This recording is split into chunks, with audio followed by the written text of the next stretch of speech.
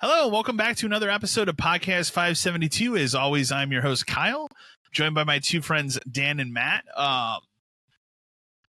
We're in the Doom Dark Ages era. Wow. That's what I've been playing.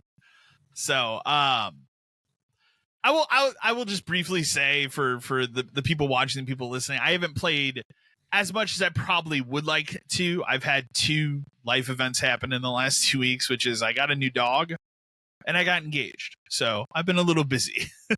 But I have played a lot more Doom. I'm about 2/3 the way through Doom the Dark Ages. So I feel like I can speak to it at pretty decent length. We have some news items to talk about with Doom as well, but like overall, I'm really enjoying it. As far as like this new trilogy go, we'll just call it a trilogy at this point. I like it more than Eternal, but I think 2016 is still like the peak. This one doesn't try to add as many things going on. Like the problem with Eternal, which we've talked about before, is it's too vertical. There's too many times where like you can get going like Sonic the Hedgehog and one thing happens and it slows everything down. This game doesn't have that, and it's all because it's grounded. Like you're the whole point of this one is you stand and fight. You can throw your shield. There's a multitude of weapons. In this game, instead of the BFG, it's the BFC. So it's a big fucking crossbow, which I thought was pretty cool. Yeah. Because again, it fits the Dark Ages. Like the best way I can describe it, like story-wise, like the stories is whatever. It's dumb bullshit Doom. Like it's exactly what you expect. It's silly.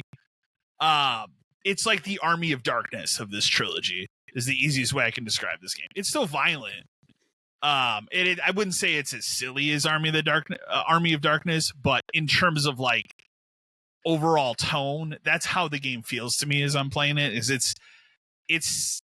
is a prequel, but I don't know what they're doing as far as with the Doomslayer, because when you start the game, he's kind of possessed by this other faction that was introduced in the last game, the Makers, and then halfway through the game, he kind of breaks out of that, and he's helping the human faction fight the demons, and then the Makers seem like they're kind of going to start siding with the demons now. So I saw somebody complain there's too many cutscenes in this game, and I don't think it's that bad as far as like cutscenes go.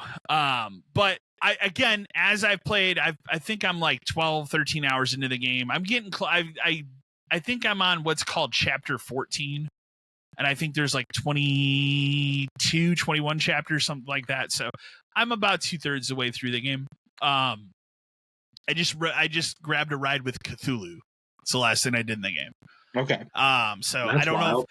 I thought you were going to fight him, and then all of a sudden the Doomslayer just kind of grabbed on the back of him, and they just went flying. And I was like, oh, I guess he's catching a ride. So, again, still my biggest complaint is the music. Like it just.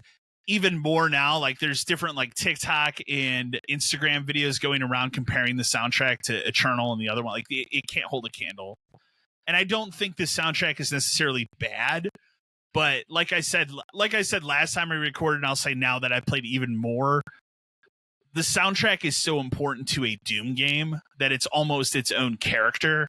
And this one just isn't doing it for me. like it'll ramp up a little bit. It just doesn't go the level you want it to go. And if you want a reminder of that, like go back and listen to Eternal. Like that game's soundtrack is still incredible. The only other complaint I have about this game, and I don't know if it's an Xbox I'm playing on the Xbox. I don't know if it's an Xbox thing or if it's a design thing with this game. The game is not an open world game. It is a chapter based game. Every time you finish a level, and you go through the little, like, it'll say like, okay, how many kills you got, how many, you know, of this and that you did. It will then kick you back to the main menu. And then you go back and hit continue. I hate it. And then, then you just pick the next level. It's really weird. Awful design. I don't care for that. And I was kind of hoping they patched it. It's like, I'm playing the story campaign. Like, I just want to continue going. So I don't know why the game's doing that, but yeah, you would think that they would make that easier for you if you're playing the game. You would think, like, if I'm in the campaign, it would just keep going.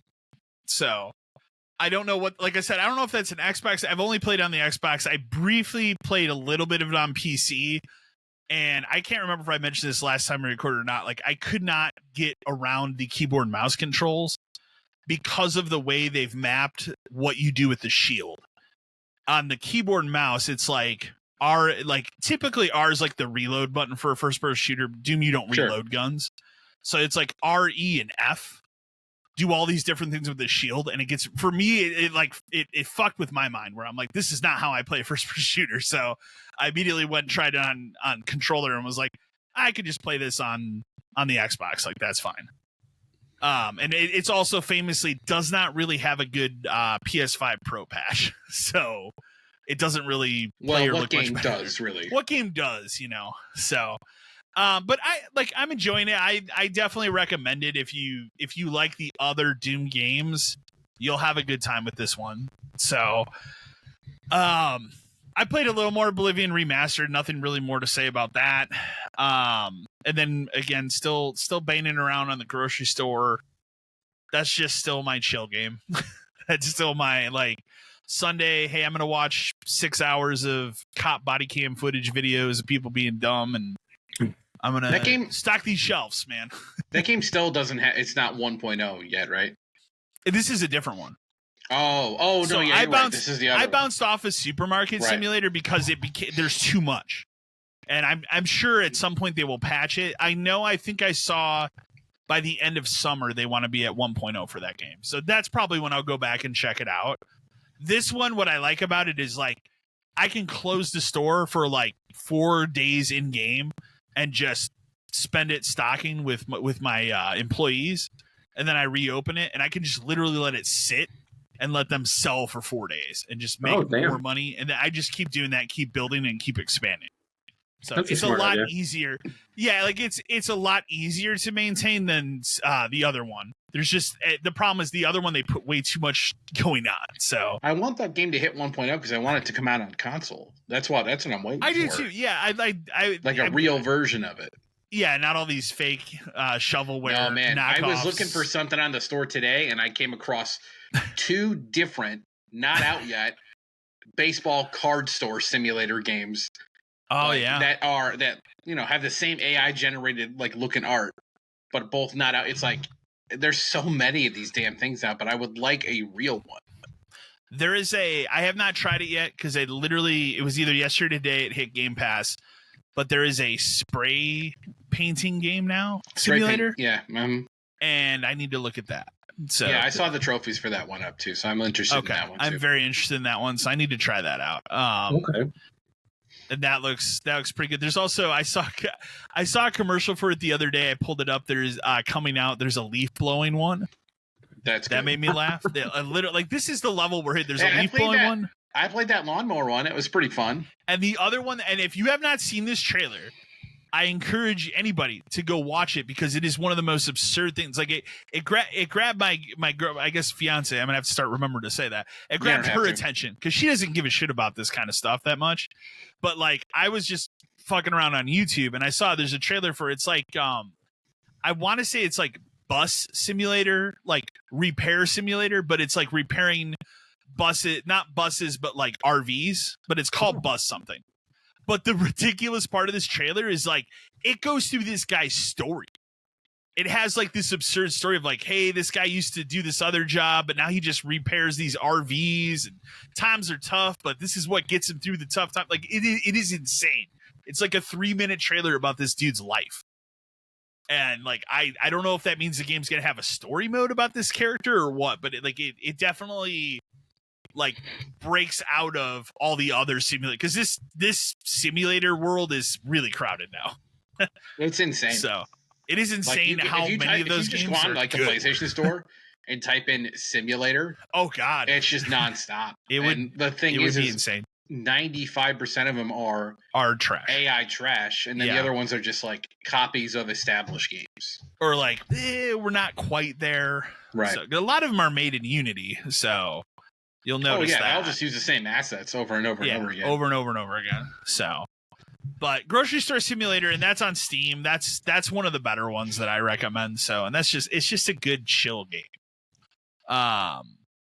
That's what I've been playing. So I will say Doom I'm going to be done with. The next time we record, I should be able to talk about Switch 2 stuff. So like Mario Kart, all that. So that'll be the high topic. You're muted. Yeah, you're right. We're making the road trip next Saturday to get your Switch 2. Yeah. The road trip to go get it. Yeah. Wow. I actually have to sit down and do the console thing for my Switch. Yeah. I'm going to do it this weekend. So I don't have anything to play on it right now. Like I'm just going to wait. So yeah. When's the last time you even played it? Saves. I tried to play a little bit Metroid Dread in like March because the thing that because I just gave you that grip thing or whatever. I had bought that thing like maybe last fall in like right before they announced, like when it was like, okay, I guess the Switch 2 is not happening this fall. I bought that to try and entice me to play more Switch, and it didn't. Wow. So it just sat here. So that's why I was like, this thing isn't going to trade in anywhere. You can just have it. Like it's So you should you should do your upload thing and see. I'm gonna do that just so I know how it does. Because like I said, all I care about are the saves. Like I can reinstall games. That's all that matters. I don't care. But yeah, the install is But yeah, next time I will fully blow out the Switch 2, Mario my one game, which will be Mario Kart 2 and blowout for Mario Kart World. And then I'll that'd probably be it. Like I will try the Zelda. I will try Tears of the Kingdom. Since I'm going to do that update. So I will do that for sure. And you're going to buy the $10 tech demo thing too, right? To tell me all about it. I know how I want to know how it works. I want to know what the Joy-Cons do. It, man. Go on a little tour. You should put a coupon in the box for that or something. They don't. You're lucky. It's only $10. The way they talk about it, the way they talk about it, it could be like a 1-2 switch situation. Lunatics. Like just buy it. Yeah, the game that should have been free last time and wasn't, and no one bought it.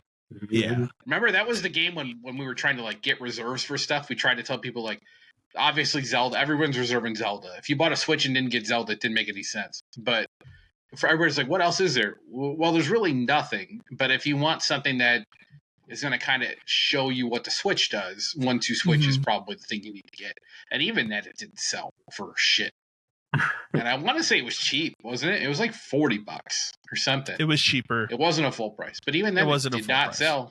And it was just, man, getting reserves for other games other than Zelda for that was fucking impossible. It was impossible. Nobody cared. Like nothing good. You could, and a lot of it was hard because the system wasn't out yet. I think when did we get the interactive? It was like maybe a month before. Yeah, it was in. Because when the system came out in March, that was maybe the time you could maybe talk somebody into something else. Like there was that one racing game. I can't think of the name of it. But even that was digital, though. It was digital. Fast RMX was digital. The only other game, physical stuff was like Bomberman, which was not good. No. I remember GameStop really wanted us to push Has-Been Heroes because I was going to say there was the GameStop game. Yeah. Wasn't a bad game, but nobody cared.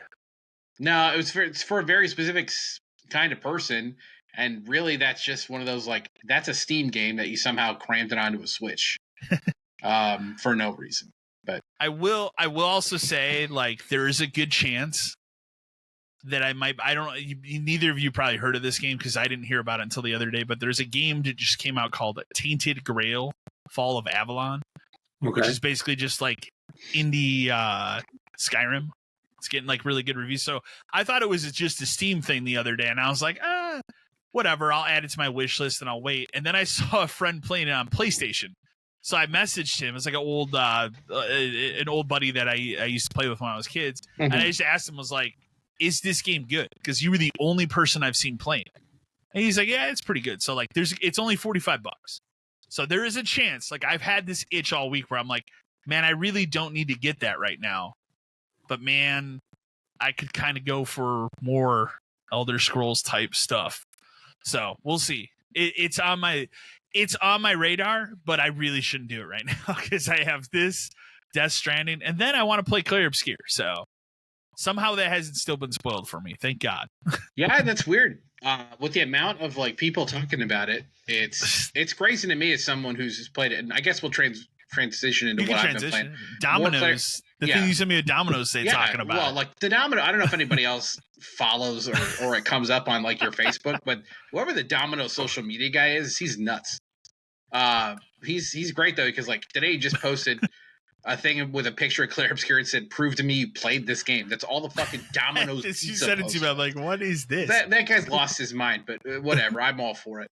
Yeah, it's as someone who's played a lot, and I've played more. I'm getting close to probably wrapping up the thing. I've got the last dungeon to do in the super boss and some other small cleanup things. But you've done like the story and the story is completed. I've done tons of side content stuff. I still have to do the platforming stuff because that is required. And you may have seen this or may not, but there is essentially what's an only up challenge in the game. You remember that game? Where it was like it's just random shit in the sky and it's a platforming and you have to climb all the way up. This game has a level like that. And this being an RPG, it's not a platformer. So problems occur when you like run and jump. So if you run and jump and you land on something, there's a chance they're probably going to roll. And if they roll, you roll off of it. So it's just you saw the guy the lead guy that created it was like a huge Devil May Cry fan. Oh yeah, he's very into channel, he like S ranked a whole bunch of shit. Yeah, so like that makes sense to me that there'd be something like that in this game. It's just one of those things where it's like it kind of takes me out of it because it's a break from everything else you've had to do. Yeah, it is. Like going through some of the levels, there's I guess you would say tiny bits of platforming, but nothing like this. So but so that'll probably have wrapped up soon. And like I said, I'm surprised you haven't. I don't really watch anything about it though. Even so like, still, there's so many people playing it, posting shit about it. Yeah.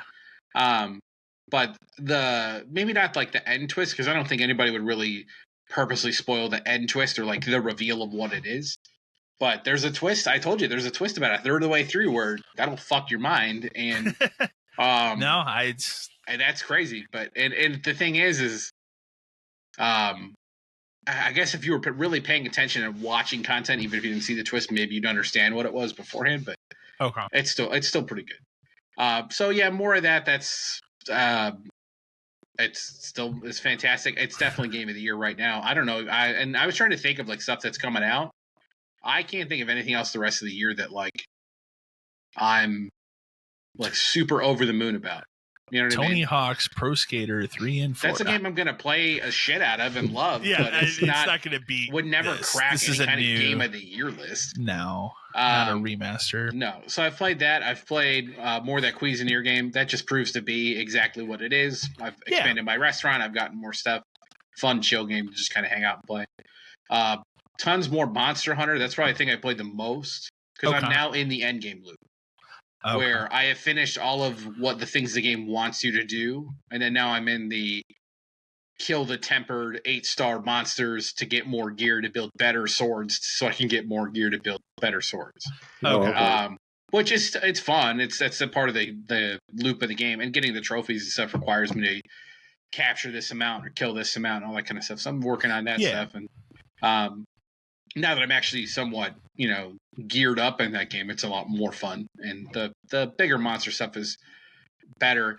It is going to be the kind of thing though where I feel like kind of like Diablo, where eventually I'm just going to be like, I've seen all of this stuff 100 times. I don't know how much more I can play. And certain games I can play over and over and over again, but this is the kind of game where I'm just going to be like, I'm not. What sword am I working for at this point? If I have the one I want. And I don't care to try out, there's like 12 different weapons or 14 different weapons. I don't care to change and relearn an entire weapon set. I just don't care. No, I get that. Yeah, that's understandable. Yeah, so I'll get that done probably in the next couple weeks. What else have I done?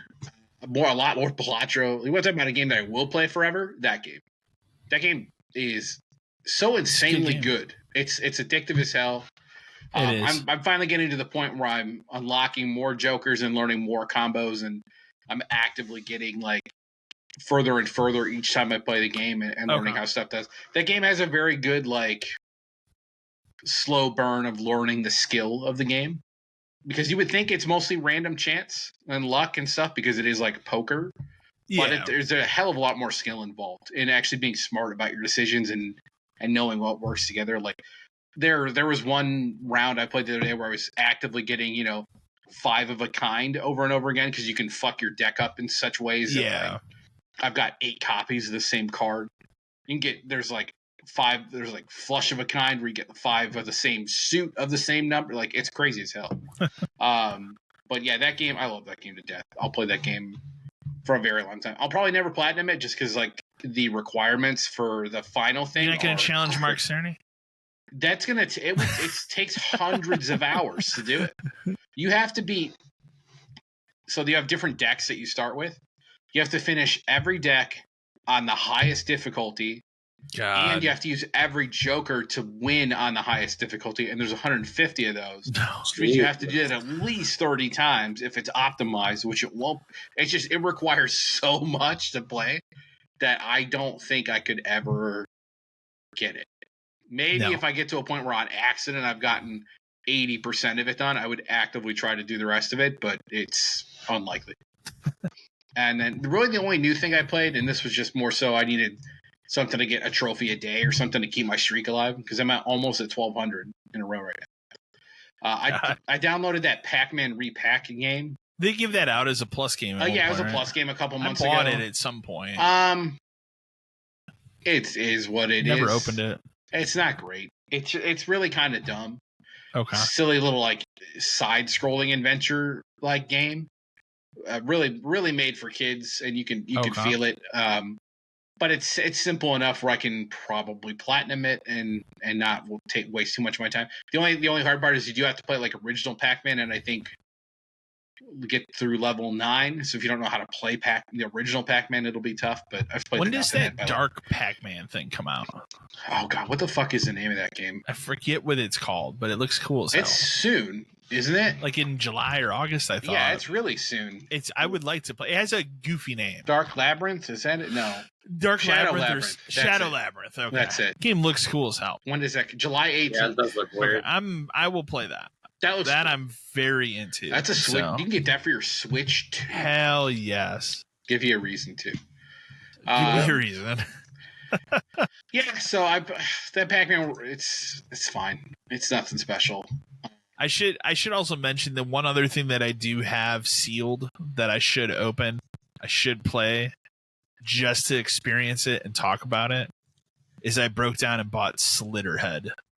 Yeah, you did. You're supposed to play that. The day one edition, which is like this pretty big box. Well, wasn't it on Woot for like $30? It was on Woot something? for $30, and Yeah. I don't think. I mean, I don't know how much we've talked about it on the podcast, but like Woot is great for just finding random games that you maybe have forgotten about or something that are like they go cheap.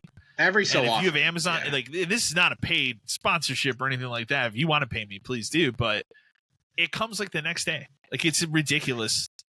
Except for Switch stuff. Switch stuff takes a little bit longer, but Amazon's always been weird about that. But there's also one of the few places you can find real Switch games for cheaper than retail price. Yeah, like you would talk, like there was a couple weeks ago you talked about the Cuisinart game. I bought that right away. Yeah. That came literally the next day. But like Animal Crossing's on there for $40. Like there's a lot of recent Switch stuff on there. Yeah, but not the Hyrule Warriors games. Of course not. I'm never gonna be able to find. I need those as well, and I don't want to pay $60. I really don't. But as I look at the few first party Switch things that I care about that I don't have, and those two, both of those are two I do, and I don't. For whatever reason, I bought the second one, but I never bought the first one. I never did either. And now it's like kills me. And I'm at that itching point where I'm like, yeah, I could probably go for one of those. Yeah. But I want to play the Zelda one. Like, I don't want to just go play like 9 or whatever. Like, I want to play the Zelda one. I'm in the mood to play another one, and I really want to play that one. And I want to play the first one. Yeah. And it's just, I cannot. I check Woot every day. I'm like, one day I'm gonna open this up and it's gonna be up for like $40, and I'll say, you know what, fuck it. Oh yeah, I'll pay $40. if I were to ever see it for $40 anywhere, I would buy it. I would buy it right away. It's one of those games where like it's definitely out of print.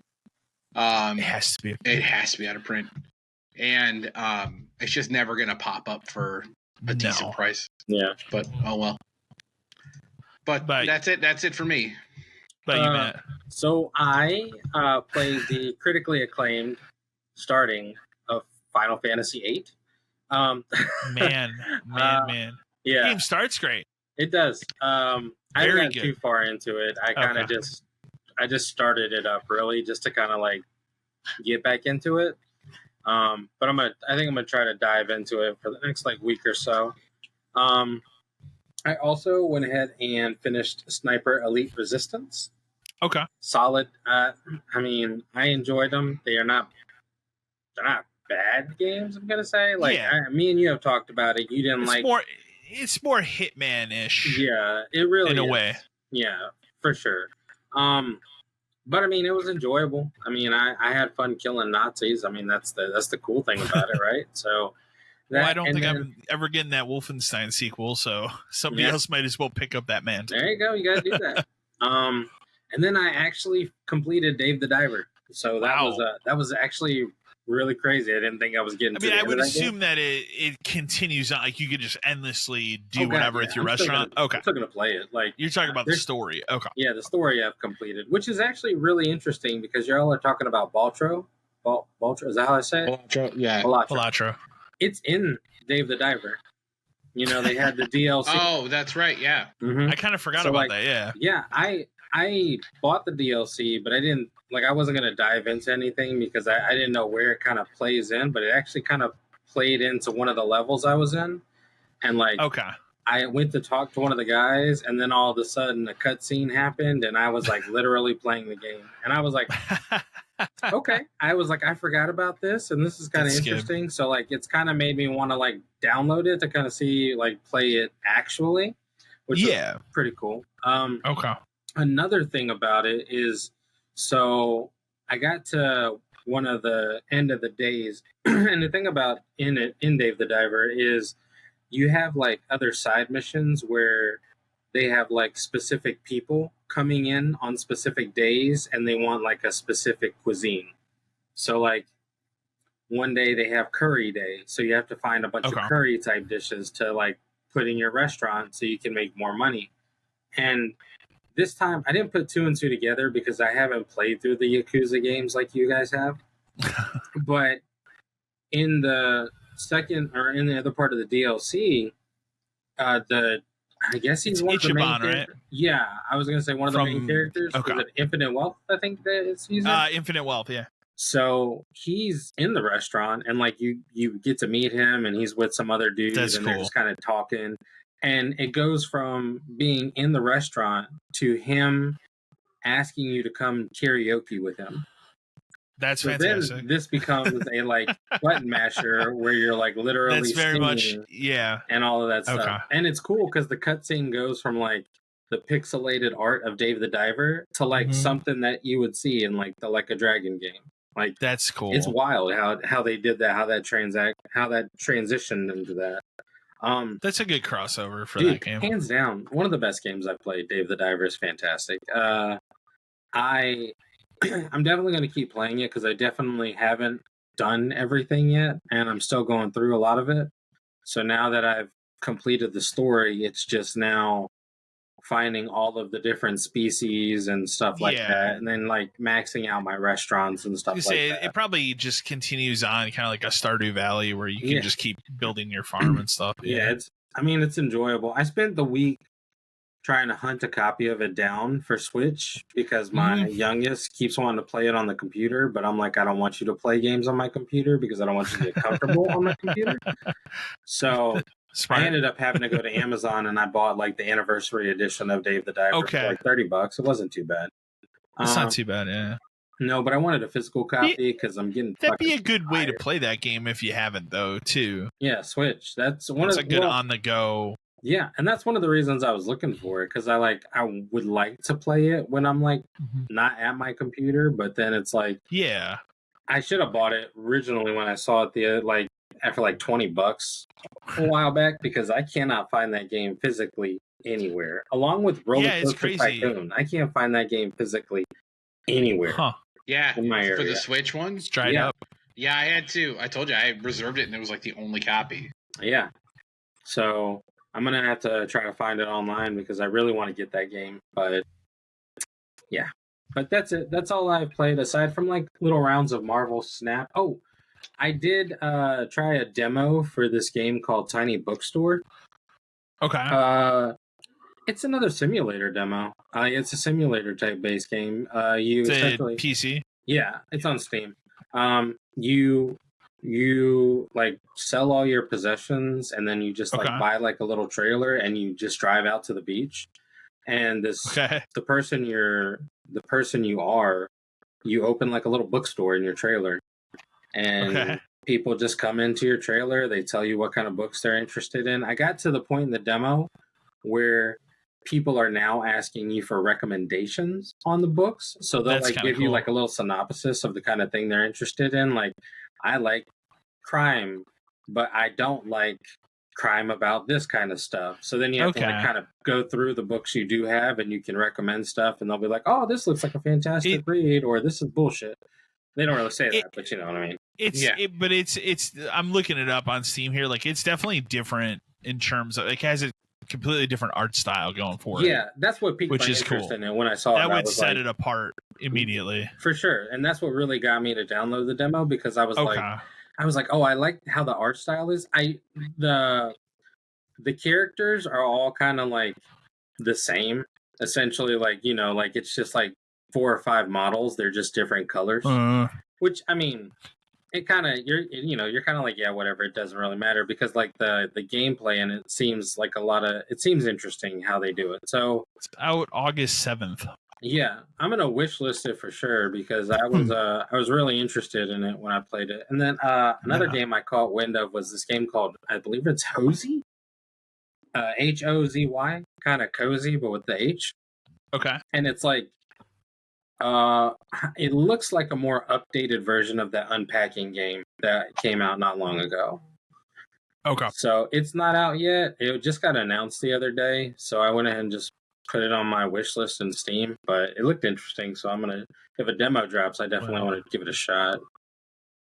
The Steam hole you can fall down with the simulator management games is horrible, very man. deep.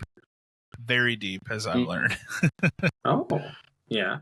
But that's it for me so far. Yeah, we can go ahead and kick over to news. Like I alluded to it earlier, we'll kick off with Doom is not sold well.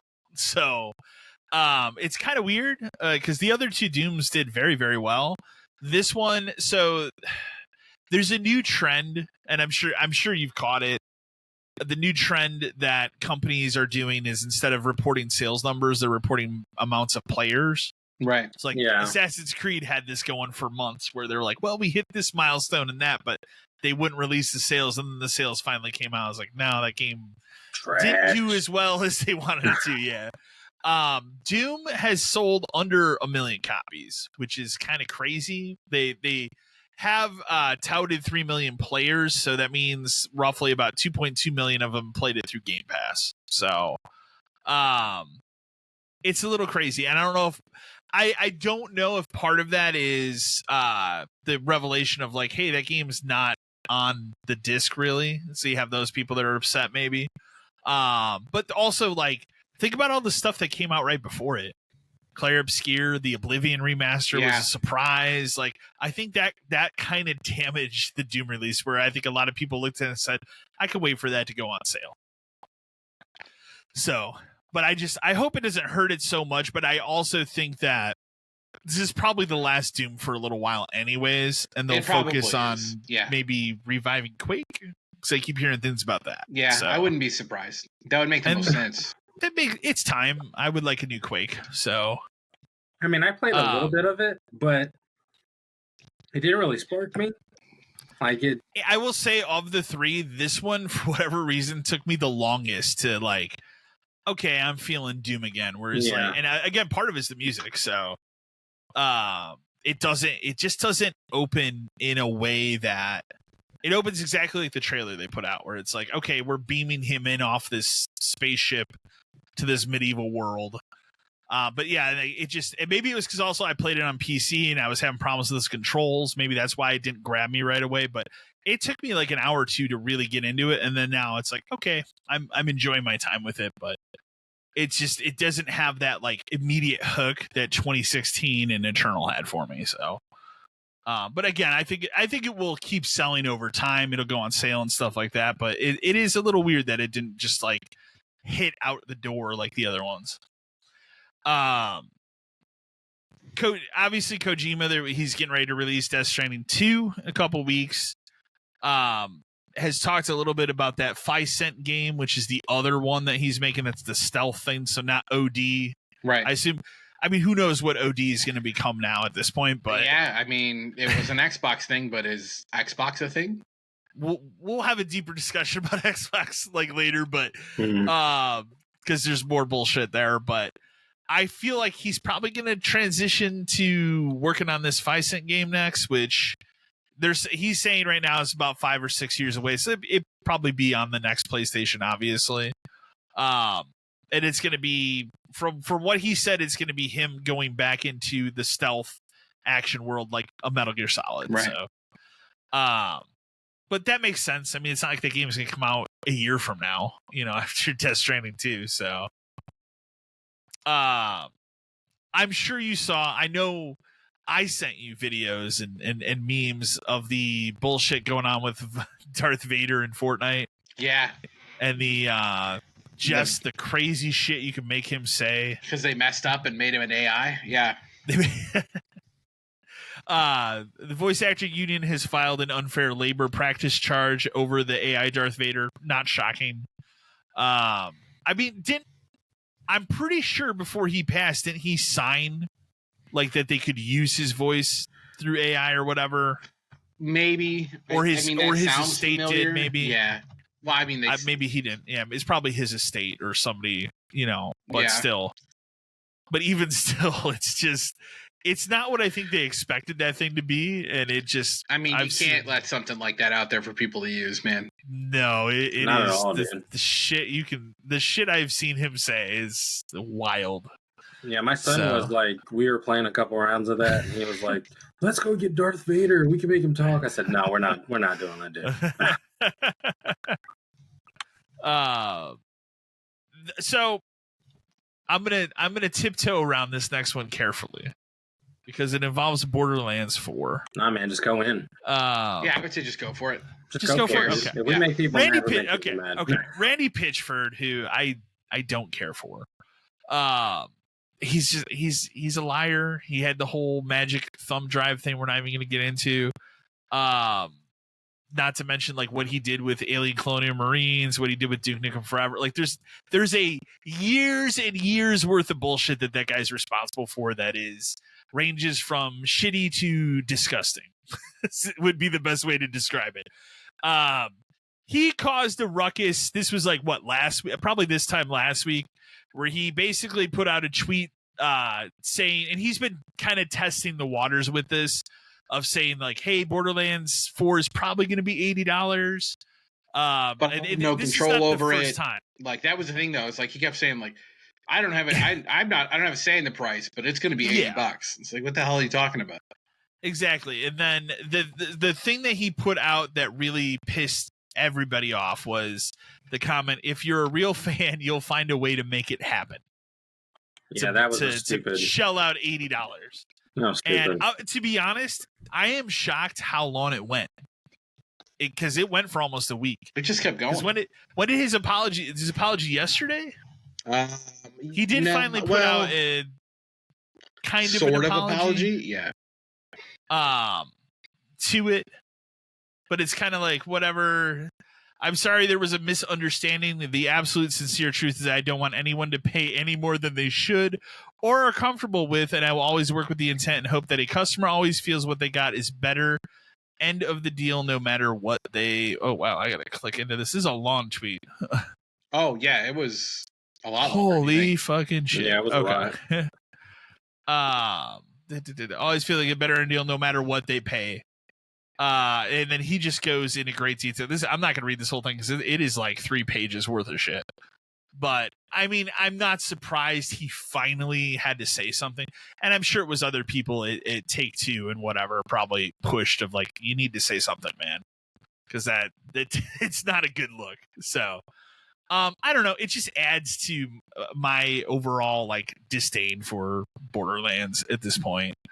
But hey, Dan's gonna play it. He's gonna talk about it in September. Dan, you must be a real fan. 80.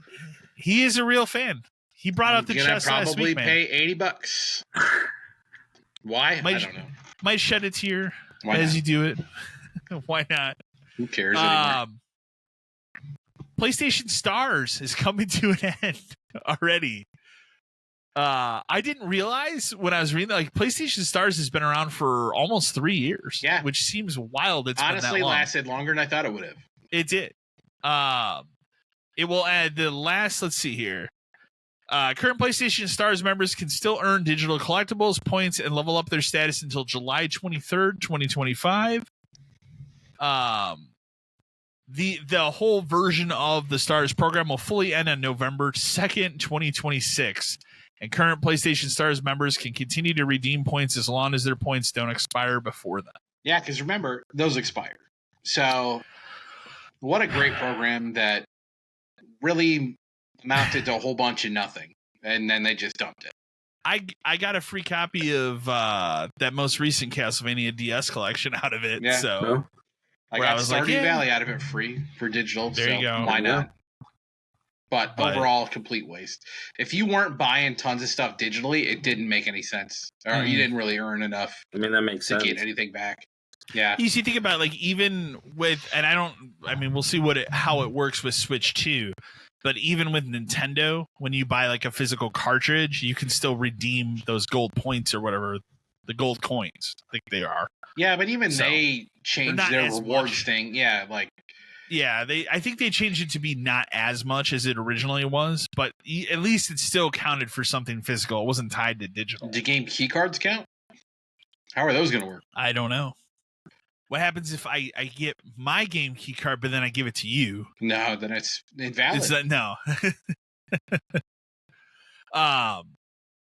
Dragon Quest 1 and 2 remake or remaster. We call it a remaster, I think, right? That's probably what we're calling somewhere in the middle. It's in the middle. Yeah. Releases October 30th. So as a release date, they put up all sorts of pre-order stuff for it. Has a really cool collector's edition, but it's Square Enix store only, so I'll pass on that. Yeah, I feel like that would be good if I bothered to buy though. the last one, but I don't. This one, if I remember, it had something cool like a case or something for both games. Yeah, it was. I want to say put it together to make the trilogy case, basically. And if you pull it open, it has the full picture of everything, which is really really cool. Neat. Which is neat, but it's exclusive to Square Enix store, and I've never personally bought anything from them, but I've heard the nightmare stories from you, so I just stay away from it. Just always a pain in the ass, like every time.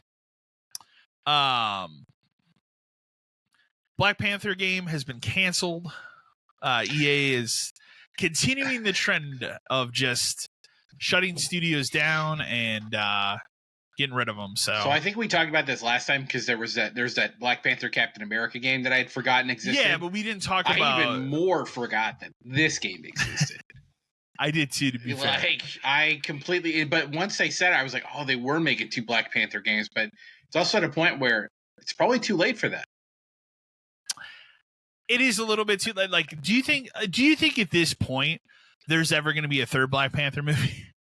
Probably not, right? Nah, not with the way the MCU is going. Not until it's rebooted into whatever the next. Yeah, I mean, it doesn't make sense. Who knows what's going to happen anymore with Fantastic Four coming up, and then two Avengers movies and that have been delayed, Spider-Man movie, and like there's so much stuff going on that I don't know where anybody else fits in anymore.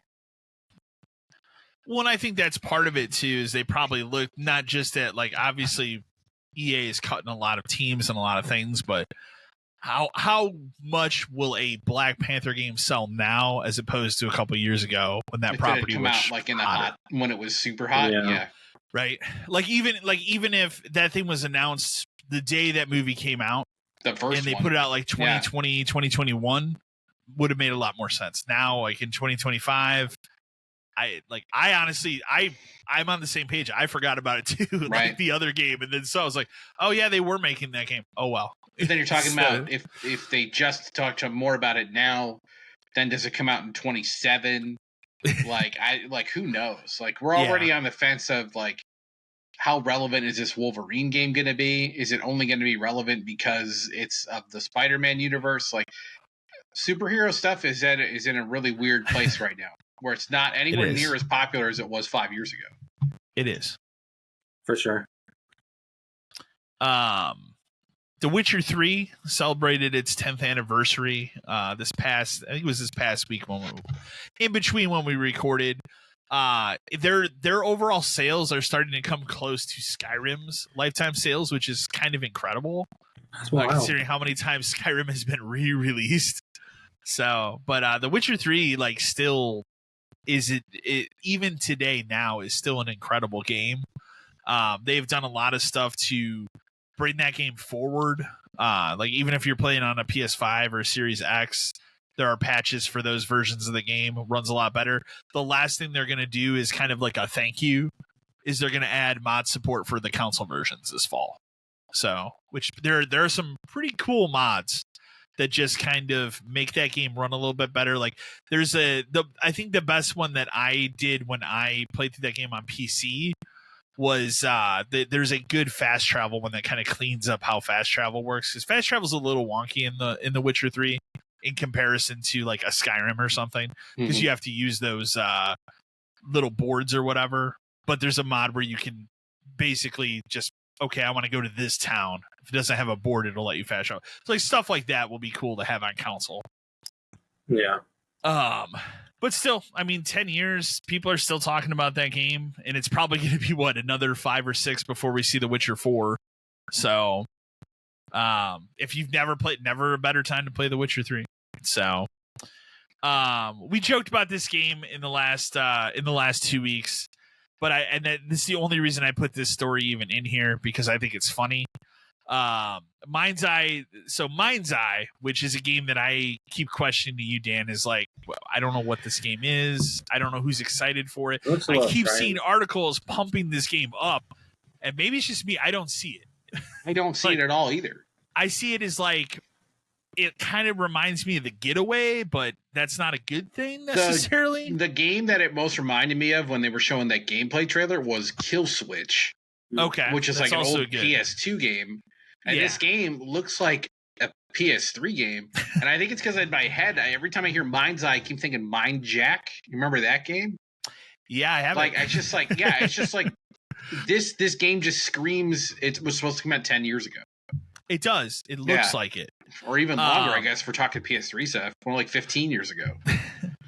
The developer CEO is claiming that there's a concentrated effort to trash the game with like bots on Twitter or whatever. I just laughed at it because like I read the article and I read the headline and I just said, like, I don't know, man. As someone who just looks at it, like I'm coming just like, up, and I can't figure it out.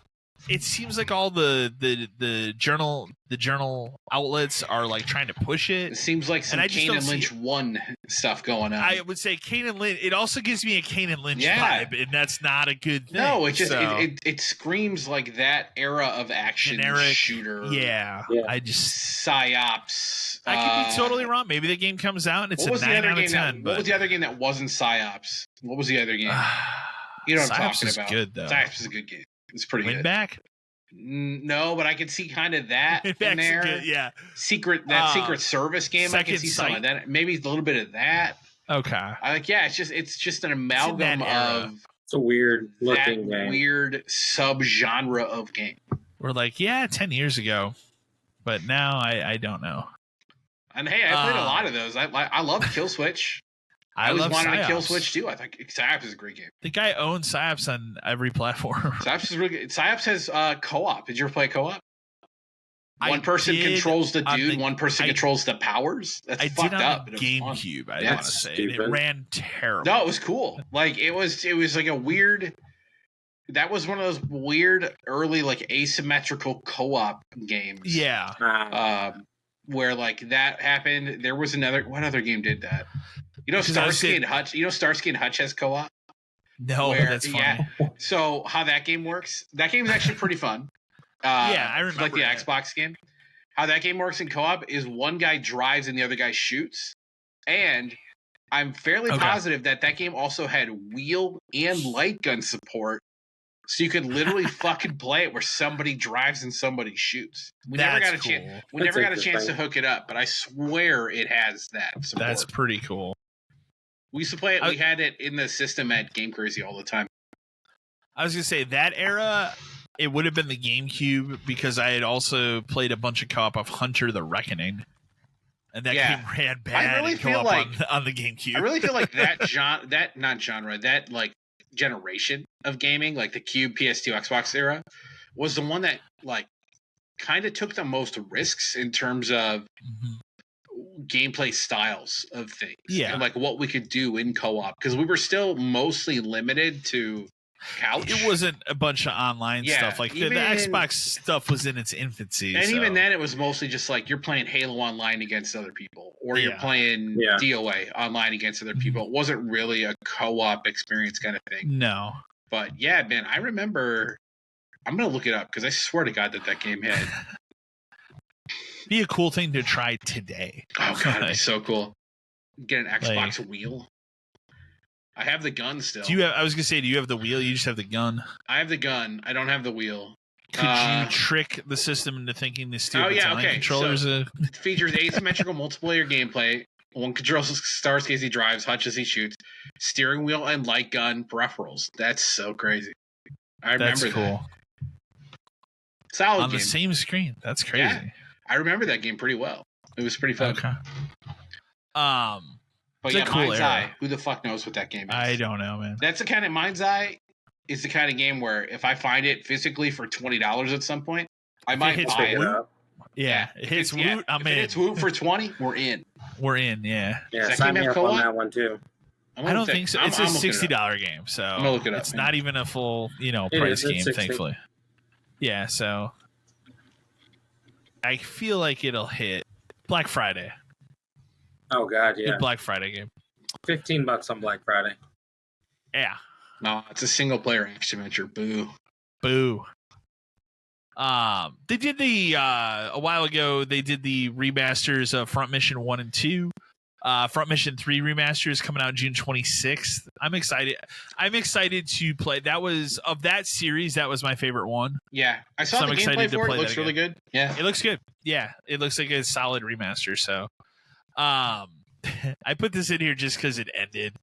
But the Last of Us TV show, I put this in here for a reason. We'll discuss it, even though it's gaming adjacent.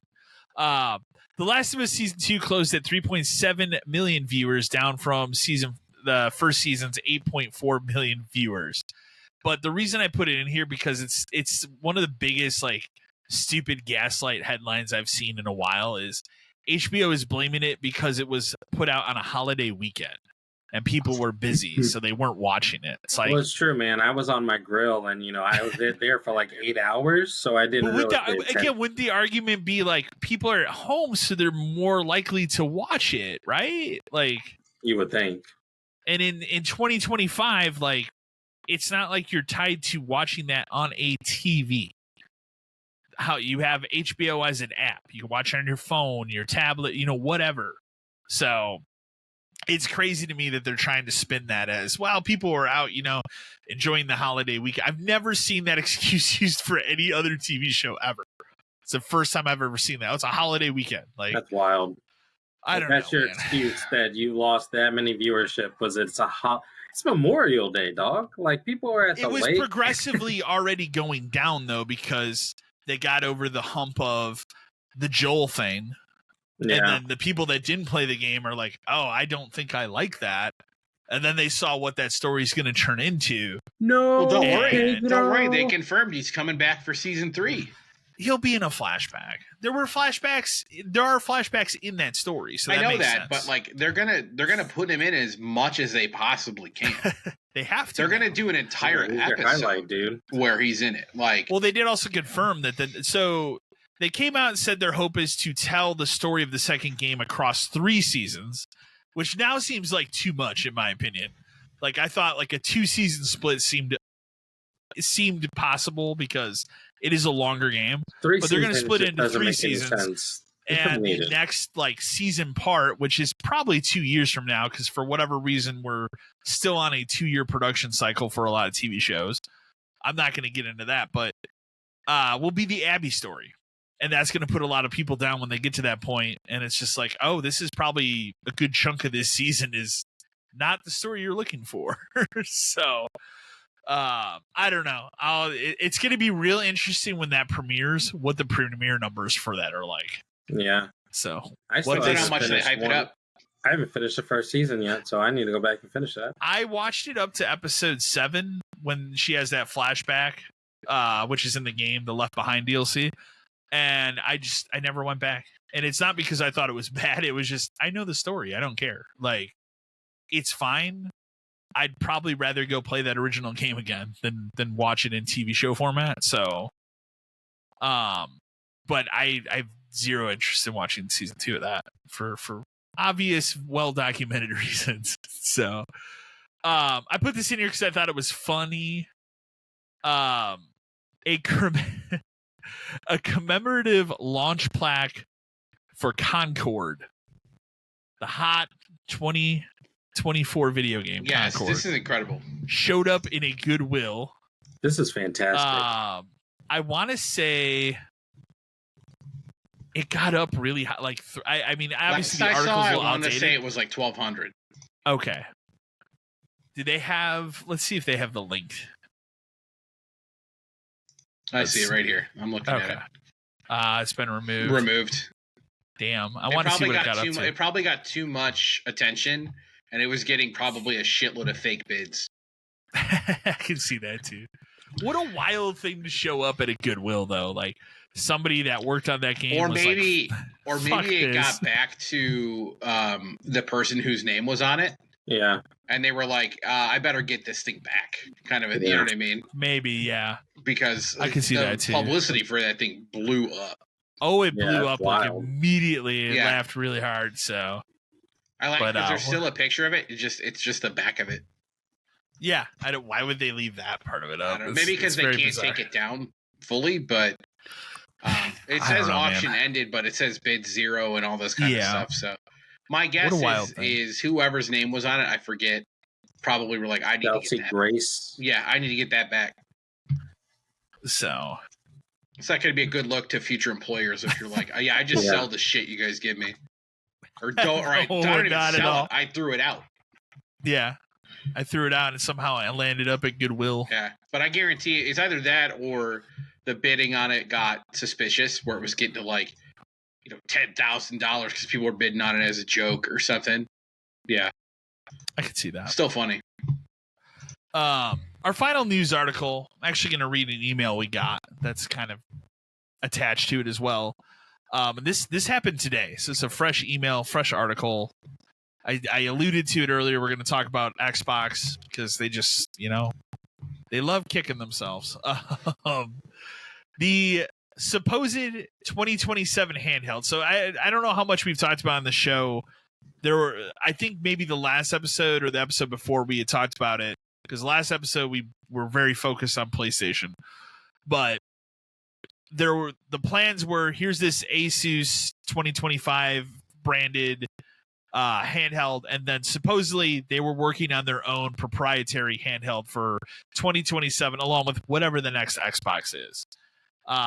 That project has apparently been canceled, so there will not be a proprietary Xbox handheld, which is going to be the Steam Deck thing we saw, the Asus thing we saw, right? The Asus thing is different, but that's supposed to be out this year, right? So but they'll just do that instead. They'll just do that. Like, why make their own proprietary thing at this point? Let me read the email we got, and we'll get into it because it's Xbox time. Yay! Alan from Richmond, Virginia. Hi, guys. Love the podcast and the show. I'm sure you get a lot of questions about Microsoft and your opinions on whatever the fuck they are doing currently, but I wanted to reach out regarding the news coming out today that Microsoft is pulling out of doing a standalone handheld device in 2027, combined with seemingly some major retailers like Target are discounting all Xbox Series X SKUs. Do you guys think that this is actually it for hardware and they are pulling out and going the Sega route? Perhaps they make an announcement at their summer showcase. And honestly, at this point, what's the feel on it? Thanks. So yeah, I didn't put that part of it in here because we got it in an email, but that's the other thing today too, is a couple retailers, the biggest one being Target, have discontinued all the Series X SKUs. Yeah, so the Galaxy one, the regular one, even the digital one is gone. So all that's left are Series S systems. Everybody's trying to get dumped at all. Like I sent you that link where VGP is basically they are clearancing everything out for $10 a piece. Cheaper. Some of it's cheaper, but like I think they said it's like through tomorrow. That'll get extended. They just want it gone. Yeah. Like I sent you. I was at Walmart last week, and I sent you that picture of the case. Everything in there is like max $7. They're doing the same thing at my Walmart, but they have not come down to that price yet. It's still like the 15. Yeah, but it's just like it's over. Xbox is gone. It's gone. I feel like I don't know. I don't think I would say the summer showcase is not the place to do that, but they've done some other wild, dumb shit in the last year where, like, I wouldn't have announced Indie is coming to PS5 before it came out on the Xbox, and they did that at a showcase. So, complete with PlayStation logo. So, they put out that banner for their showcase this year that has every other platform in front of theirs. They're just a publishing arm now, man, which realistically, that's how they make their money back, is to focus on that and stop pumping out physical things that aren't going to sell anymore. Yeah. Like, could they still make another console in like 3 years? Sure. But it is. But again, who's that for? I don't know anymore. And that's the problem. And like, so maybe if that physical console, we've talked about it a lot before. If it had a Steam launcher, immediately sells. Because then it is an easily obtainable, pre-built thing that you could just hook up to your TV and play your Steam library. Done. I would buy it for that. I would buy it. It'd be a Steam box that also plays Xbox games. Yeah.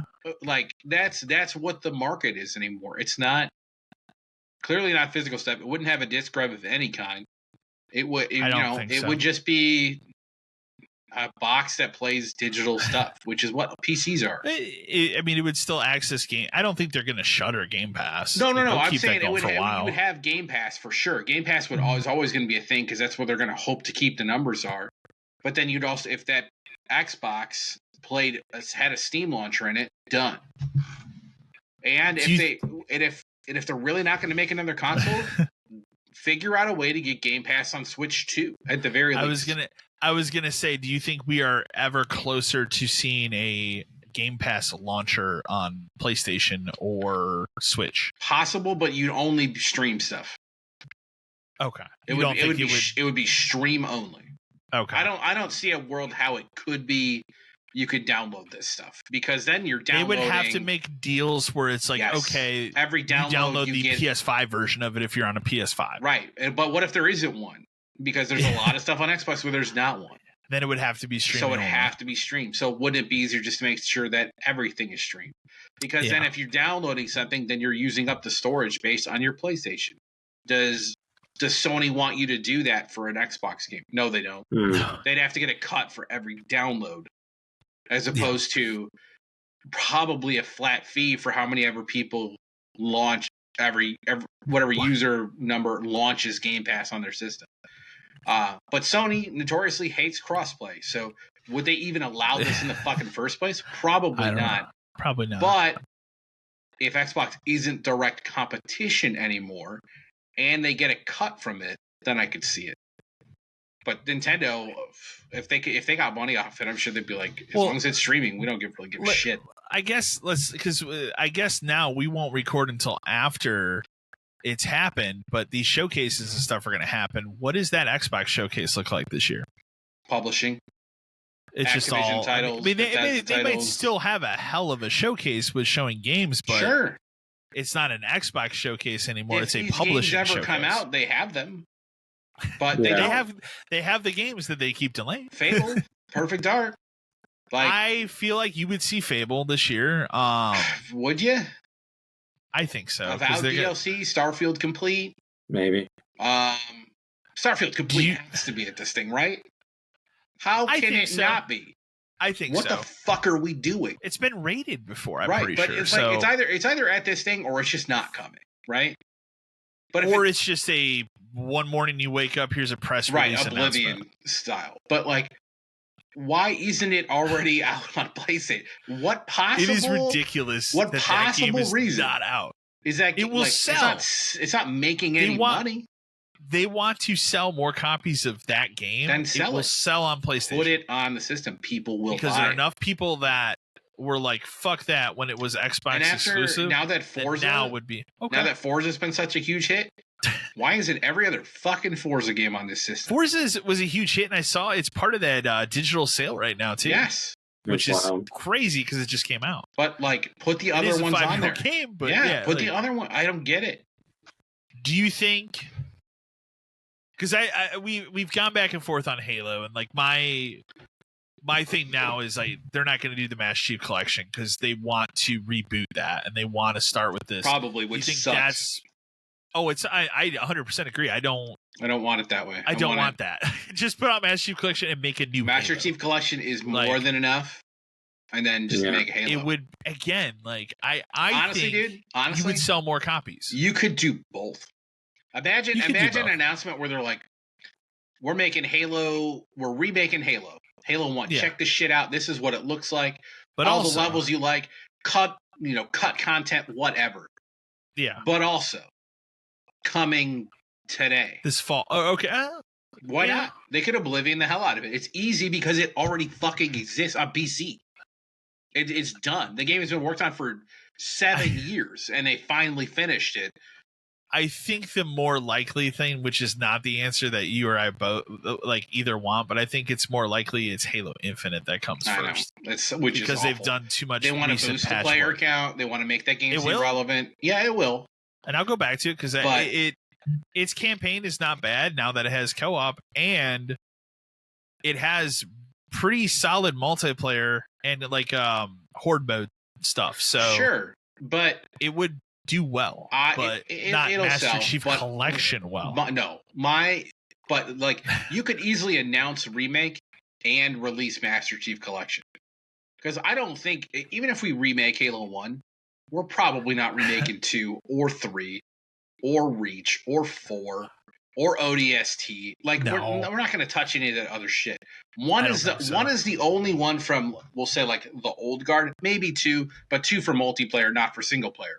Yeah. Yeah. One is the only one that still, I think, has like, it was a big deal. Like it was a Yes. huge deal. It made the system what it was. It made 2 the system what it was. 2 yeah. showed what that game could be with more time and more resources and putting it online and all that kind of stuff. But story-wise, it wasn't a leap forward. People hated 2 at the time. At the time, people hated the people story of that fucking game, hated it. and then 3 redeemed Well, now it. we love Arby, but at the time we didn't. People hate Hated it. That's a good revisionist history thing. People like to forget that. Like now, people People from like I'd say 2004 until 2007, people hated Two's the Arbiter. ending is trash. It is really bad. You finish yeah. like it in the if you're gonna play 1, 2, 3 in order, it's fine. But Yeah. people forget that 2 ends with you playing as Arby, loading, like getting a story beat where you're on Chief on Yeah. the ship as it's crashing, and the game ends. Yeah. I thought it made a lot of sense. Like, this is the last mission. Like, I'm on this ship as it's going down. Mhm. I've got to get off. Whatever. Nope. You thought you were going to get an ending kind of like 3 was. You know what I mean? Where you're driving the thing Yeah. and 3 is I don't know. 3 is still my favorite. So but see, 1 is still mine. Like, I would. everybody play, has their favorite. Yeah. I would buy MCC and play that for the multiplayer and all that kind of stuff. And then the thing, if you do that, if you release both of these, you don't have to put any kind of multiplayer in the remake if you don't want to. If you don't want Yeah. to You don't waste, have if to. you don't want to waste your time doing that, you don't have to because it already exists. You want to Yeah. play 1 online, it exists. So, and it's in a package where this whole They make it multiplayer just a thing is campaign built thing. out. Yeah, And then that if makes- it's only a campaign, it could be $50, $40. And then they can just, roll over Infinite as well and be like, and there's Right. multiplayer here. There's you you have kind other of a ways to thing. play multiplayer. You don't need it for this. This is campaign, but we'll let you play co-op campaign. That's all it has. But to be. I also think, we've heard enough rumors that the Halo remake is probably what is being worked on. And, the way Infinite ends, they're kind of in a weird spot where, you probably put that on ice for a while longer and just remake the first game. So it gets very, I enjoyed that campaign, but its ending is very wonky. So there's plenty to do with that. I mean, obviously we're getting Gears.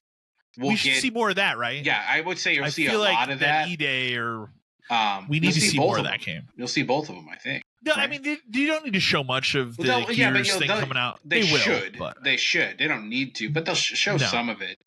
I can see them showing that and then leading into an announcement of, E-Day will also be on PS5 when it comes out. There's a new trailer. Yeah. Do we get Perfect Dark? Or is that game dead? Was last year was the year we got Perfect Dark, right? Yeah, where we actually got some gameplay stuff of it. I would like to see more. The game's after Fable, right? But it has to be a game that's after Fable, so I'm gonna say no. Yeah, I'm gonna say this year it's stupid because we've seen a lot of the game, and I don't feel like it's changed that much. But we see more Fable, right? Maybe see actual gameplay footage with a HUD for Fable, because we haven't seen that yet. Mm-hmm. We've only seen what appears to be gameplay, right? I think there's that. What about do you think that there's any surprises or anything new? Could we get a Banjo 3? Nah, Banjo's dead. It's not happening. Do you think I got a good one for a blast from the past? Do you think Rare's Everwild?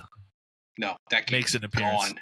Okay. Rare is a shadow, or not? It is. Rare is a Sea of Thieves. It's a shadow of what it was. But and no, there's Sea of Thieves. It's Sea of Thieves company. That's all it is. And you know what? It's working. It's a good game. It's a good game. You and I, we're going to play it again at some point. It needs to hit that $15 mark on the PlayStation, and then I'm in. Sweet spot. I'm back. I'm back. I'd like to see what it's like now.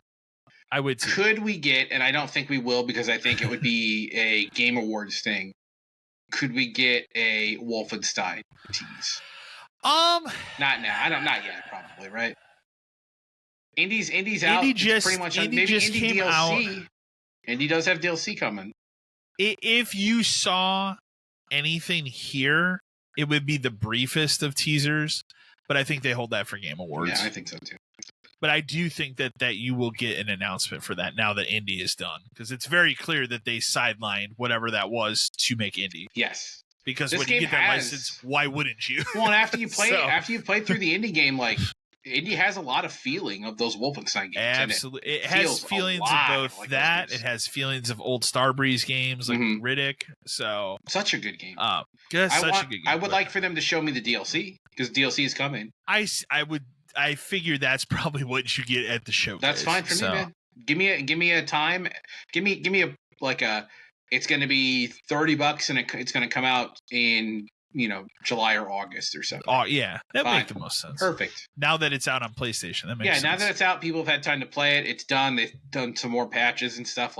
The game is finished. It's really just DLC and that. But let's get Wolfenstein out so I can get another Indiana Jones game. Before Speaking of PlayStation, what do you think they're obviously gonna do something. They've been announced so they've actually announced that they'll be at the Summer Games Fest. So I think that means they're a sponsor, but I think you will get some sort of showcase. Yotai for sure.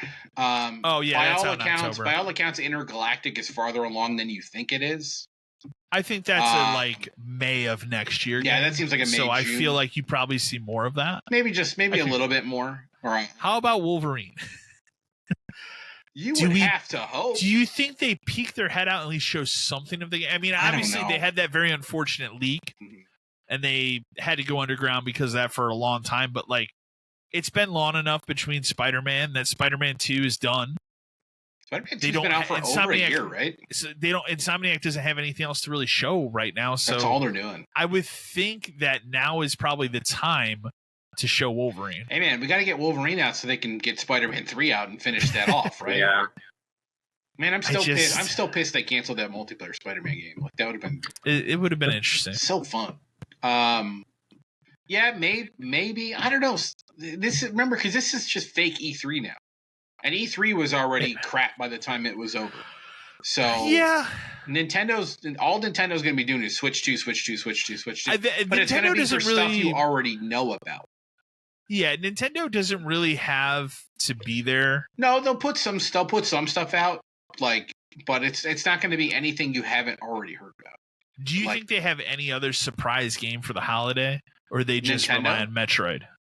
Nintendo could easily do it, man. Like, we didn't know this fucking Donkey Kong game existed until they did that thing. Yeah, right? Like, nobody knew about it at all. Nobody knew about it. At least there was always like, well, there's probably going to be a Mario Kart. And then that one thing came out and was like, well, there's definitely a Mario Kart. Nobody fucking could have called Super Mario Odyssey Kart Donkey World. Kong. Like, you know what I mean? Like, it's Nintendo. We talked about it before. They're very good at keeping things incredibly secret until fucking 3 months before it comes out. So could there be one other thing at holiday? Absolutely. What is it? I don't know. Do you think it could be an Odyssey 2? I don't think so because Donkey Kong is too much like that.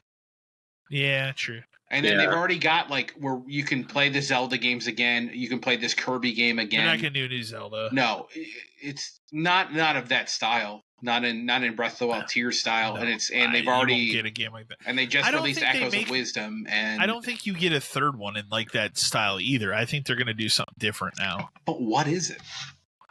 Like I wouldn't have been able to tell you what Breath of the Wild. I know, was but like but that's the thing, though. Is like we're pushing the limits of what these games can even become. Yeah, like Mario Kart can it ever go back from here? Is there ever another Mario Kart game? Or do they just keep adding pieces to this world? We said the same thing about Mario Kart 8, though. Like, what could they possibly do after they put all these tracks and stuff? I would have never guessed they changed it to a fucking open world game. But it seems like it works really well. Yeah. But Zelda, we've gone as open world as we possibly can. Maybe they can. What if they made like an Ocarina of Time-esque game in that style where like there's time travel involved and you can go back and forth and the world changes? That would be cool as fuck if they did something like that. You know what I mean? You go back. Did they ever do a ground-up remake of that game? Of Ocarina? Yeah. I don't know, man. They kind of perfected it with that 3DS version, and I don't see a reason to go beyond that. That version of that game is so fucking good. It's crazy. I still remember that like Space World, Nintendo World 2001 demo is what I always think about for the Cube. So, but could there be a Mario game? I would say there could be a Mario game, but I don't think it would be Odyssey Mario. I got it. Dr. Mario Returns. I mean, sure. For me, that's Mario, we talked about it. We talked about it when we were trying to predict like Switch 2 games. Mario Maker 3 is the biggest thing they could come out with. It would immediately anybody who was a Mario Maker 2 person immediately goes to that game, and that game still has an incredibly like deep like online following, and people just play that game. I was gonna say it would probably have to because you I mean, can you still play the first one if you have a Wii U, or is that servers are shut off? Right, that stuff is like shut off. Okay, where so you'd only be able to play 2. Mm-hmm. But like again, that's got to have an incredibly deep community. But on Mario Maker 3, where imagine if they finally let you build. We talked about it before, not N64 type stuff, but I think like 3D Land type stuff would be really cool. work. And obviously, if they added a full blown, you can make Mario 2 levels, stuff like that. Or there's tons of stuff left for them to do. And so that would be. Well, I think a lot of that team that made those Maker games are who worked on Wonder. So you could put elements of Wonder into a new Mario Maker. I could also see like Mario Wonder Deluxe. Oh yeah, where they do that kind of thing, where they remix it and they add some shit. I can see that as well. Yeah, so I'm still going with the Geno and Mallow excellent. That would be adventure. great, but the problem with that is, and I think you can kind of tell based on the fact that like that game was on sale constantly. I don't think it sold well at all. No, not at all. I don't think it did either, unfortunately. Which kind of dooms it. Again, Nintendo, like first-party Nintendo games usually never go to that $30 range, and that game is always that at game. $30. I've seen it like 25, 30, always. like always. The only other one is the Rabbids thing, but that was a crossover. Well, even Mario thing. RPG is like it is them and it isn't them, but Yeah. it's still a big enough thing where it's got the word Mario, Super Mario in the title, where it didn't sell. It's dead. How about we roll the dice on the last big one for E3, not E3 as a whole? Resident Evil 9. Fuck. Do you think we do it? You text me that every week. I text you. think Yeah, they're I going to do. announce I it do. like next week. The current rumor from pretty credible Resident Evil sources is that it's going to be announced next Friday. You're not a pretty credible Resident Evil source, is what you're saying. I'm not, but Okay. Sounds like it. I mean, sure. I mean, Capcom, they've got nothing else going. Right? Monster Hunter is out and running. Street Fighter's on its new thing. Like, sure. It seems like the timing really does now seem right because Monster Hunter is. They'll do more with it. They'll do patches. Yeah, they did the Street Fighter content. Yeah, it's sold incredibly well. Always will. It's time to get hyped up for that, and I don't know. I think it's time. It's more of the question of like for me still is what is the game?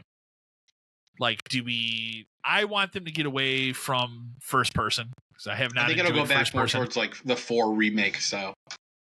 The 4 remake. That's what I think too, because those games it's the one people sold want. Better. Yeah, it's the one people want. So, and remember that deluxe or gold edition of Resident Evil 8, you can play through it in third person. Mm-hmm. So, I think they realize, especially after doing like the 2, 3, 4 remakes, that's the style people want. You also have to remember, like Resident Evil 7 was the way it was because it was also VR. Right. You could fully play that game in VR. I also think it was a cool idea, like for them to be like, we're going to completely fucking change it up and make it a completely new thing. Yeah. But it's still like has the feeling of Resident Evil, and then we'll loosely tie it in at the end. Yeah. It's like a forced tie-in, but it was worth it's a shot. Little forced. I think making a sequel to that in the form of 8 wasn't a great idea. And then they tried to go too far in the direction of, hey, remember 4? It's kind of like that. But then also we introduced these other elements, like 7 has the Moldmen and all that kind of bullshit. And 8, they were like, well, we can do vampires and werewolves, but in the context of our Resident Evil bullshit, which is, viruses. So if they do announce a 9, do you return to an original character, or are we doing a whole new character? So the one constant rumor that has not gone away is that it is Leon. There was a brief period of time where they were also saying Jill, but the most recent rumors have debunked that, which makes me sad. Gotta go back to the well, man. But Leon, think Leon he's who sells. Sheva? Well, you and I have said it all along. They need to bring Sheva back. Like, very cool character. Sheva was very forgotten. Fucking awesome. Not there, man. Yeah. And they've never. I don't think they've ever crossed paths. They never crossed paths in that game. So Leon and Sheva team up, pretty good. Be cool. Yeah, it would be cool. Yeah, I would. I mean, obviously, I will always champion the return of Jill, but I think that's probably going to stay confined to the Resident Evil 3 remake for a while. So I still also want a remake of Code Veronica, and we skipped that to make 4. 5. So, but that's not going to be next. No. Next has to be whatever the new thing is. So, I'm going to go with the rumor though. I think we are going to see it at Summer Games Fest because the time has never been more right for Capcom. So if they don't show it, Kyle, it's dead. It's not coming out, man. No, Resident Evil 9 is confirmed to come out at some point. Yeah, that's more real than the one and only thing I can say with 100% certainty, because they did come out and say we are working on the next Resident Evil. So that game is more real than games like Perfect Dark. Yes, I 110%. Like Perfect Dark still at times to me it feels like a fever dream that we've all just experienced. Like, they've only ever shown it like twice, right? There was that original like CG trailer from the Game Awards. Yeah, and then this like, holy shit, it looks like an actual game now. Yeah. And seemed pretty cool, but hey, I don't know. Maybe I dreamt that. So why don't we, so I don't have anything to talk about when it comes to GameStop, but you have something, Dan, and you have something, Matt. I do. So, this is just the dumbass story of the week where your boys at GameStop bought $500 million worth of Bitcoin refuse to I saw invest that. in stores, love to Sure. invest in crypto. But I thought they were making their own coin and they were selling NFTs and blah, blah, blah. They don't know what the fuck they're doing. This is just some other way he can use company money to buy himself Bitcoin so that when the whole thing crumbles, he's got $500 million worth. You know what I mean? Like, that's all this is. It's all a fucking smoke show. And It's like, bad. there's still, stores are still going to be closing. As your rents come up, you're closing. If they can re-rent the space for the same price, they will stay. The minute whoever's trying to rent that building says, well, they'll be like, bye, later, we don't care. Just pack it up and ship it out. Yeah. I've heard rumors that there's another one close to us that's closing too. Like, so another one bites the dust. Remember, they used to be down the street from each other. Now they're 3 towns over from each other. Yeah. No. And this is as we try to shift into trading cards and all this stuff, but we can't get stock of trading cards. These Pokemon things, the limits we have to do, now we're limiting to 1 a person, but some stores are only getting fucking 4 of them anyway. So you're not a trading card in the trading card market if you're not getting them. Yeah. I had the realization today that the town that I currently live in back in like the late 2000s had 2 GameStops. Yes. Very close to each other. There used to be 6 when we worked at that one. There were 2 in our town, 2 in the next town, and then 2 in the other town. There were 6. You know how many of those there are now? 2. Yeah. And one of them probably isn't long for this world. Okay. That's not the one I know is closing. I know there's a different one. I'll ask you about that one after we'll the talk show. about We'll it talk later. about it. Yeah. Okay. Because we have not discussed that yet. It's the one. I'll tell you this. It's the one we might be going to. Okay. Ooh. Interesting. But we might end up having to go to one that's farther away, and that's part of the reason. Okay. Yeah. Well, I'll explain it more later. But. No, that's fine. Matt, you have a GameStop story. Yeah. So like I told you, I was looking for Roller Coaster Tycoon and Dave the Diver. Yeah. So I've been running around town. I went to like Walmart's and I've been to a couple of GameStops. And I decided to go to one probably like 10, 15 minutes away from me. Just to kind of see. Because, I'm one of those people that like to go in store. Even though I know you can find a lot of stuff online, I like to just try to see if I can find stuff in the store. And I went there, and my youngest found a copy of Sonic Unleashed. So I was like, okay, yeah, whatever. He's into Sonic hugely. So I was like, I'll go ahead and buy it. Not a big deal. Sure. It was only it was $19.99.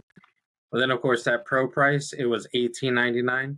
So I was like, yeah, whatever, fine. So I took it up to the front, and I'm like, hey, I'll get this. And the guy's like, well, do you have a membership with us? And I was like, no, I don't think so. I ain't really worried about it, blah, blah, blah. And he was like, well, what's your number? We'll just look it up anyways. I was like, yeah, fine, whatever. Gave him my number. He looks it up, and he's like, oh, yeah, no, your membership's not with us anymore, but do you want to start one? I said, no, dude, not really. I don't really care to. And he was like, well, so I think the guy that was checking me out was like a new employee, because the person next to him was like looking over his shoulder, and he was kind of like, oh, no, you could do this. And I was like, oh, God, what are they going to try to get me to do? And the more seasoned employee was like, well, you have like 15,000 points. So like if you redeemed your membership, you could just pay for your membership through your points, and it technically would be free. So I was like, at first I was like, nah, I ain't really worried about that. But then a part of me was like, you know what? Let me see what you guys do, because I kind of want to see what this receipt looks like, and I kind of want to see what you guys are planning. Wait a minute. Okay, keep going. But I think I see the problem. Keep going. So I was like, all right, cool. Because I like in my head, I'm doing the math, and I'm like, okay, $18.99 plus sales tax, and around about $20. Sure. So I was like, yeah, as long as it hits that wheel well of $20, cool. I'm not going to question it. I'm just going to leave it be, because I'm going to read my receipt, and I'm going to tell you guys whatever happened. Right. So he scanned Sonic Unleashed, gave me a discount of $7. Because he used your 5 and the discount. No, and I don't think he even used my 5 on this one. Interesting. Okay, keep going. So it's the discount of $7 with the like next to it says promotion not found. Okay, so wait a minute. So it's a -7 promotion not found? Right. So he manually gave you $7 off. Yes. Okay. So then Okay. it goes, the next line is discount $1.30, promo gives me a promo number. That's your pro card discount, probably. Right. So then there's, well, no, because that's not. Because right below it is 58 cents, which is a pro savings of 5%. Oh, so See? promotion promo number. Interesting. Okay, So I it's don't a know what different promo he gave me. It's a different Mhm. promo. So then the GameStop Pro renewal was $10. Yes, and that's why I interrupted you before, because when we worked there, cards were $15. Mm-hmm. If somebody had 15,000 points, we basically told them, you can renew your card for free using your points. We do it all the time. But cards are $25 now. Yep. So how So could what you he use did- 15,000 points to renew a $25 card? So he discounted it $15 using another promo. What does it say on the receipt? It says discount 15 and it gives a promo number. Can you take a picture of this and send it to me? Yeah, I can. Because He'll know. promo not found. Promo not He'll found is know. he manually gave you $7 off. Yeah, that Yeah. I know. That is something that like we could just do. Yeah, which really threw me off because like the new guy was like, "You can do that," and he was like, "Well, I can, but you Yeah, can't." And I was can't. like, In I my head, can't I'm because like, I need a card renewal. Yeah. yeah. So in my head, I was like, you know what? I just went with it because I was like, whatever they're asking me, Yeah. I'm not worried about it. I was like, as long as like I said, as long as the total comes out to the number I want it to be, I don't care. Which came out to $22. Yeah. So he Which was like- gave you the amount off he needed to give you to make it seem free. Right. When I know it wasn't. Because as soon as I pulled up, like as soon as I saw, When you receipt- said 15,000 points for a $25 card, there's Yeah, no I way. said the same. No Yeah. way. so that's what I said too. I was like, all right. As soon as he said that, I was like, you know what? All right. I'll play it out. I said, whatever, just go ahead and do it. I was like, and I made it seem like I was just like not even really paying attention. Because as soon as he gave me the receipt, I just crumpled it up and shoved it right into my box. That's right the typical. That was the typical like cheater math Mm-hmm. that other companies or other stores would do to. All right, let me see if I can look at it here. Yeah, I just sent it to you. Yeah, it's not playing along on my computer. Hang on. Sonic Unleashed promo not found. He gave you $7 off. Right. This is an actual promo, which would have been 10% off of it. So maybe there's some kind of like discount off of like that price game or something. Right. The pro renewal marked it down 15 because that's him using your points. Mm-hmm. Yeah. Yeah, interesting. Interesting. Right. So that's why I was like, you know what, dude? I was like, Because as soon as he said, I can give you the renewal for free. In my head, I knew it. I was like, this is $25 though. So what are you talking about? Like, how are we going to get to this point? So I was like, just do it. I said, Yeah. just do it. I was just like, do I it don't care. to get me the hell out of here. But basically, yeah, he gave you $7 off to get a card for free for his numbers. Uh-huh. That's how I interpret it, and at least based off of how it would have worked in the past when we worked there. Yeah, that's how I felt yeah. it too. So I I'll was send like, it to a friend to confirm, and I'll let you know later. But yeah, I'm down. I Yeah. thought it was dope though, because I was like, as soon as he God, said imagine that, I how was many like, times he's doing that a day. yeah. So what he's doing is, if you're buying something used at that store and your card's expired but you have the points, he'll use your points to get a discount and then make up the rest of it himself. To make it Interesting. seem like you're getting some type of deal. Oh, hold on. Let me see if I have that.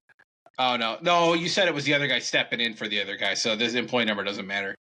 Oh yeah. I like to look at employee numbers because it can tell me how long you've worked there. Yeah. Yeah, like Kyle and I. This won't make sense for anybody other than employees, but like Kyle starts with a 1 and mine starts with a 2. You were Yeah. baffled that mine started with a 1. Well, because I you remember started that. and then left and then came back. Yeah. Even mine at the time when I worked there, starting as a 2 was very low. Very now this guy's on here is 7.2. So we're very far.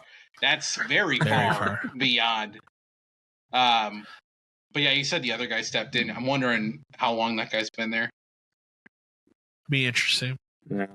The stores look like all my GameStop stores here all look like in disarray because they're like doing resets and all shit. So like all the time. Yeah, all the time. it looked wild. I was like, yeah, whatever. I was like, just get me out of the store. I've walked in some real fucking bad ones over the years, and the problem with GameStops is they want you to be the same, but the building shapes are never the same. Yep. And then they get pissed off when they're not. Like, I think they get very mad when you have to try and explain, like, I can't fit this way because it doesn't work in this store location. And they would always be like, well, there's only 4 possible layouts, and they would send you the 4 like layouts for those. And you go, my store doesn't fit any of these.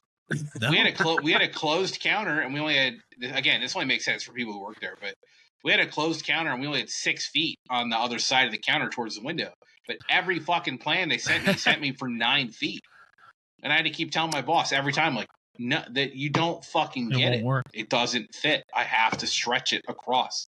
Like, our store always looked fine based on what we could do, but man, I've been in some shit shows. I think I've told Kyle this one before. This was a long time ago, but I was in Denver for a wedding, and we were just killing time in a mall or something. And it's a force of habit. Even now, if I'm in a place I've never been before and they've got a GameStop, we're checking out the GameStop just to see what I do the same thing. Holy shit, that store! I would have killed myself if I ran that store. It had.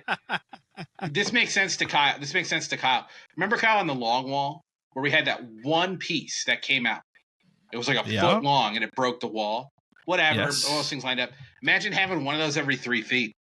Oh my god! Yeah. You couldn't. The walls weren't flat, and some of them were deep. What are those arguments like for the manager there? If that's me running that store, the argument is I'm setting it up the way I have to set it up, and we're moving on. Yeah.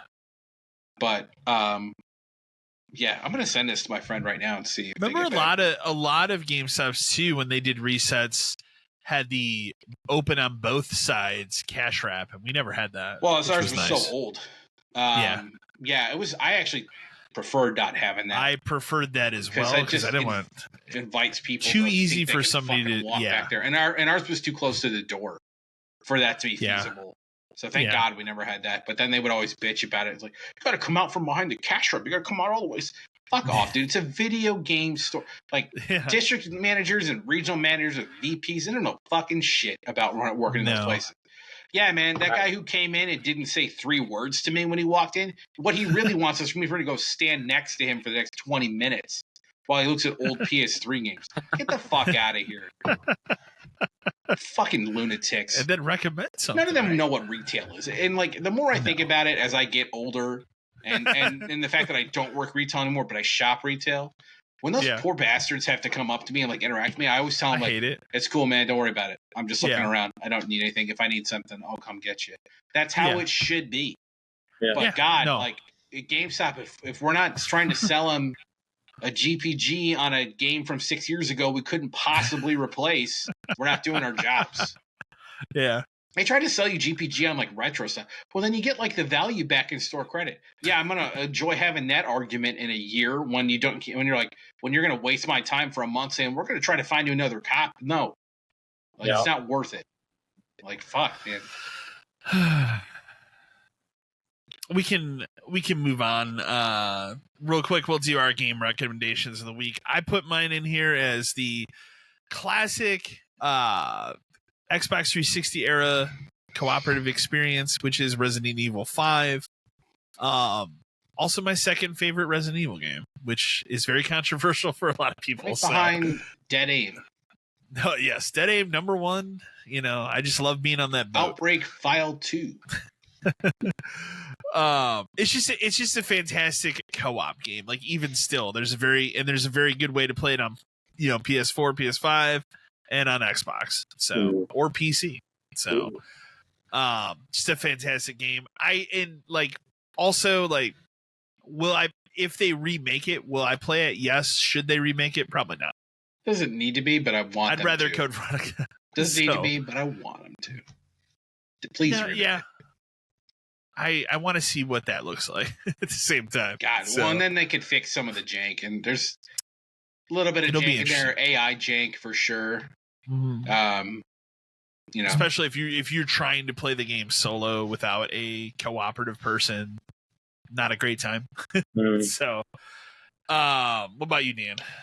So I grabbed this off the shelf only because I managed to pick up its Switch counterpart recently, but I thought I'd show off the original one. But this game, Advance Wars, Very good game. yeah, if you've never played this game, especially like the older one, which I wouldn't expect you to find a copy of this anymore, but they remade 1 and 2 on the Switch as like a combination thing. This game is just such an incredible, like, good strategy game that like you can play in small chunks. It's fun. The art style is incredible. Like the animation's amazing. I used to play this version, and then they made the DS one, and then they made the Battalion Wars on Wii, which is not the same, and some other stuff. But like, fantastic strategy games. Like they're very good. Like little maps and stuff, and they're like they can be really difficult if you want them to be. They can be fairly easy if you want, but very similar in style of like to a Fire Emblem game.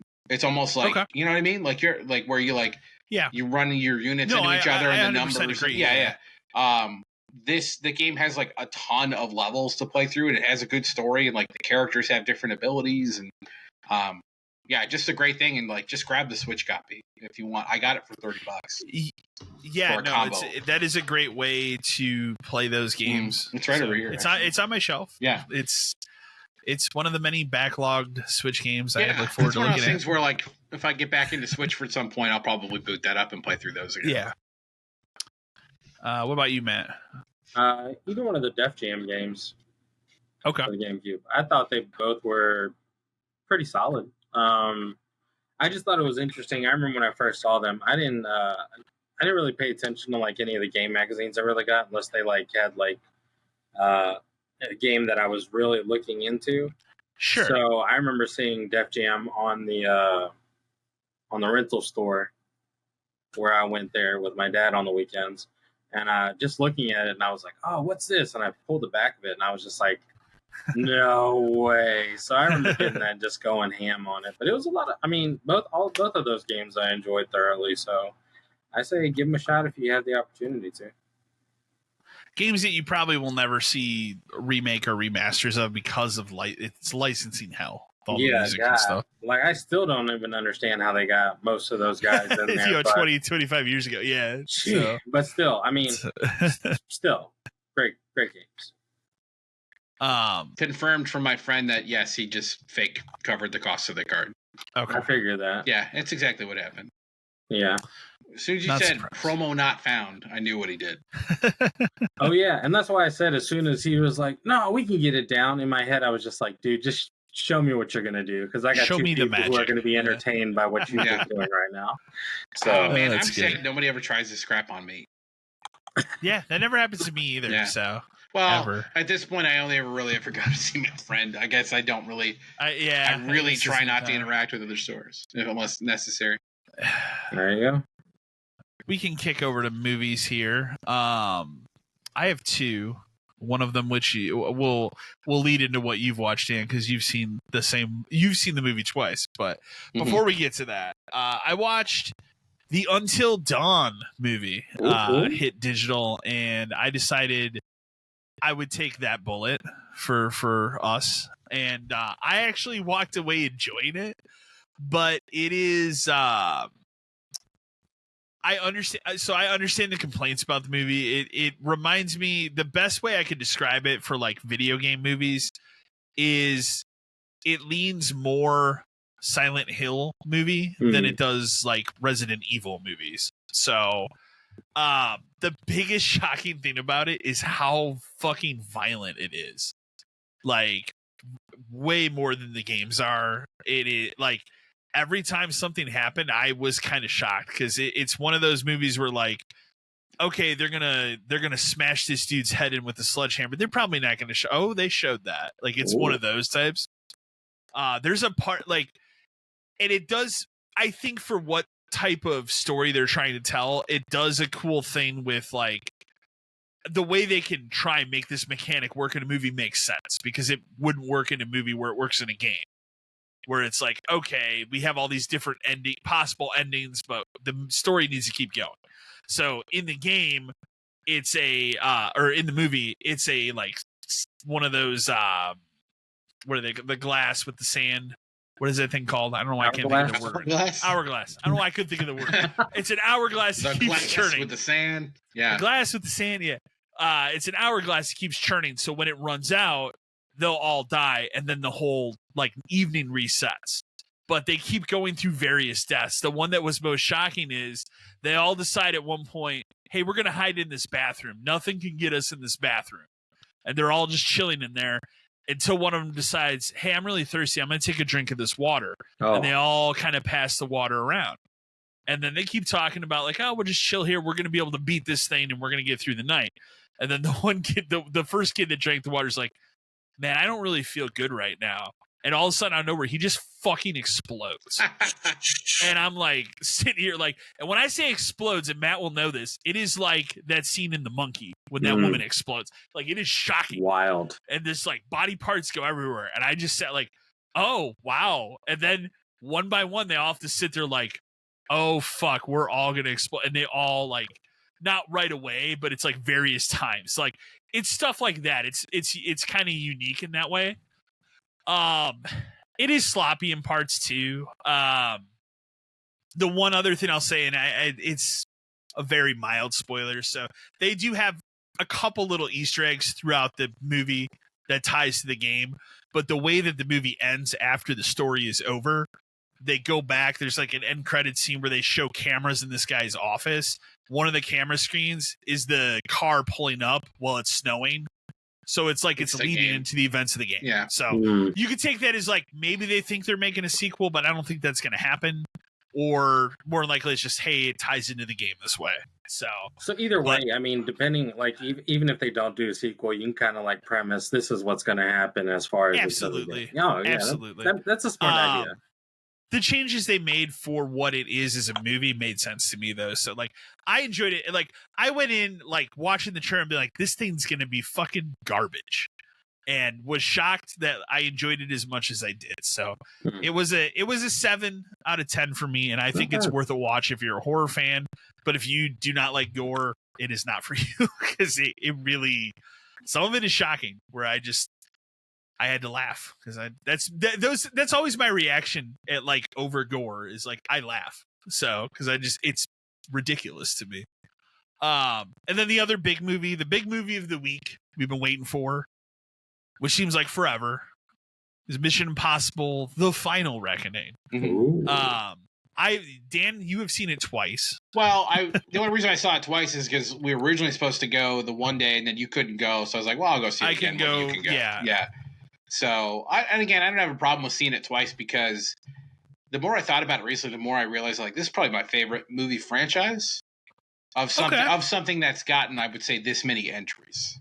Yeah, you know what I mean? Like over Fast and Furious. Yeah. Because the more I think about Fast and Furious, the more I think about like 1 is really good, 2, 3, and 4 are fine. 5 is really good. 6 is really good. 7 is good, and then it's kind of tailed off again, kind of a thing. Whereas Mission Impossible, the really only real dip was 2. You know, like 1 is fantastic, 2 went in a different direction, but then starting with 3, it really built into something else. Like it picks back up. Yeah, 3 was the first one that had Simon Pegg in it, right? Yeah, and that's Philip Seymour Hoffman, and that's like now that you've seen this movie, like it is a big like kickoff point for the whole rest of the franchise in terms of like what actually happened. Yeah. But then I loved how they in this one they touched on 1 a lot. They barely referenced 2. Great idea. Yeah, overall, overall, when it's over and said and done, I'm like, so the movie's 3 hours, and it definitely. I've said in the past, like, I don't care. I would love for it to be 4 or 5 hours. This kind of hits a point where you're like, okay, it's been 3 hours. It is like I would say it's a movie that could have easily used like a good 20 to 25 minute edit, and it would have been great. There's parts that could have been parts that could have been cut. I'll say the first like 45 minutes of it are a mess. Like in terms of just what's going on, the conversations that they're having. There's one really weird like fight scene where he does everything off camera. Yeah, it's like supposed to be comedic, but it's kind of it's a little funny, but then the reveal you're like, damn, weird kind of a thing. Yeah, like that was kind of a weird scene. But then after you get past that like 45-minute hump, it really takes off. You know what's weird is you're basically talking about everything before the title sequence. Yeah, the title sequence is deep into the movie. Deep in the movie. And it's then like after a Departed that, type situation. it kind of turns into what it's meant to be. Yeah, overall, like I will say, it's good. It does a good job of, I would say, wrapping the entire thing up. Like, there are no loose ends anymore. It is closed. Yeah. But at the same time, the ending of it is kind of like anticlimactic. and kind of ends like the rest of them. Well, where they just and they made this whole thing about like it's called the Final Reckoning because it is final. Yeah. And without a spoiler or anything, it's like it really could. You could make another one tomorrow if you wanted to. Like, but going forward, I think Mission Impossible as a name is not dead. There's too much money in it and stuff, but the problem is replacing him is going to be impossible. I think you have to give it a good decade. It's got to be a long time. You're going to have to find the right person. There's going to be a lot to it, but like overall, it's good. If we're talking all 8 Mission Impossible movies, it's probably the 6th best one, which is kind of sad. I feel so. What I think happened was it was Dead Reckoning Part 2. It got delayed a year because I think Tom Cruise decided like maybe I want to make this the last one. This movie could have been 2 rewrites. Yeah, it could have. And so like I told you last night when it was over, like it very much is like Quantum of Solace. Yeah. Is the easiest way I can describe it. Like, I can't think of anybody going in this being their first Mission Impossible movie. Literally, you cannot pick it up. Yeah, it is not possible. And honestly, I can't imagine anybody going in and only having seen the last one and this one. Because you can't anymore. They call back to 3. They call back to... You have to have seen Mission Impossible 1 to understand this. The references and stuff. You have to have seen the last... You have to have seen 7. You have to have seen 3 for sure. Part of 6, like it's so much. There's like 3 callbacks in that movie, and I would say 2 of them are very well done, and one of them is like a callback / retcon. That's a dumb one, which we won't spoil. Yeah, we won't spoil what it is, but it's unnecessary. It's kind of messy. It's unnecessary. Yeah. The other one like is incredible and done very well, and it gives closure to a plot line from the first fucking movie. But it does it in such a good way. And actually I saw some like interviews like on the red carpet with the guy, and like he was just like, I can't believe they fucking even called me. Which is so good. Exactly. Yeah, like overall it's fun. It's over. I feel like it needed another action sequence or 2. That's the thing too. There's only really 2 big action sequences in it. There's the submarine stuff, which is mostly good. It gets a little silly at the end of that sequence. Yeah, just because. But it's made up for by the plane. Because the plane is probably one of the best stunts he's ever done. Fucking insane. And like, this isn't a spoiler because you've seen it in the trailers and stuff. There's one point where this motherfucker is flying a plane with his foot. Like trying to hang on to something else. And then hop. Yeah, man. It is insane. And to know that it's him doing this. Even like, oh, he's attached to the plane by a wire. Go fuck yourself. This dude is hanging upside down in a fucking plane. It is so ridiculous. Yeah. So good though. Like, I love these movies. I love what he's done for movies. We won't get into like who he is as a person, but like as a movie, as a movie star, you and I and Eric, like we joke about it. Like he's the last true movie star. Because he just actually gives a shit about putting something out. Remember during COVID when they tried to leak that stuff where it's like, he's yelling at these people on set. He's yelling at people on set because they're not following safety guidelines. Yeah, because they're threatening the making of this movie. The movie shut down. He paid to make these movies. This is Tom all Cruise him. Production. Yes, those credits all him. Come up. Yeah. So like he I love the fact that he cares so damn much, and like he wanted this to be the blockbuster movie that almost doesn't exist anymore.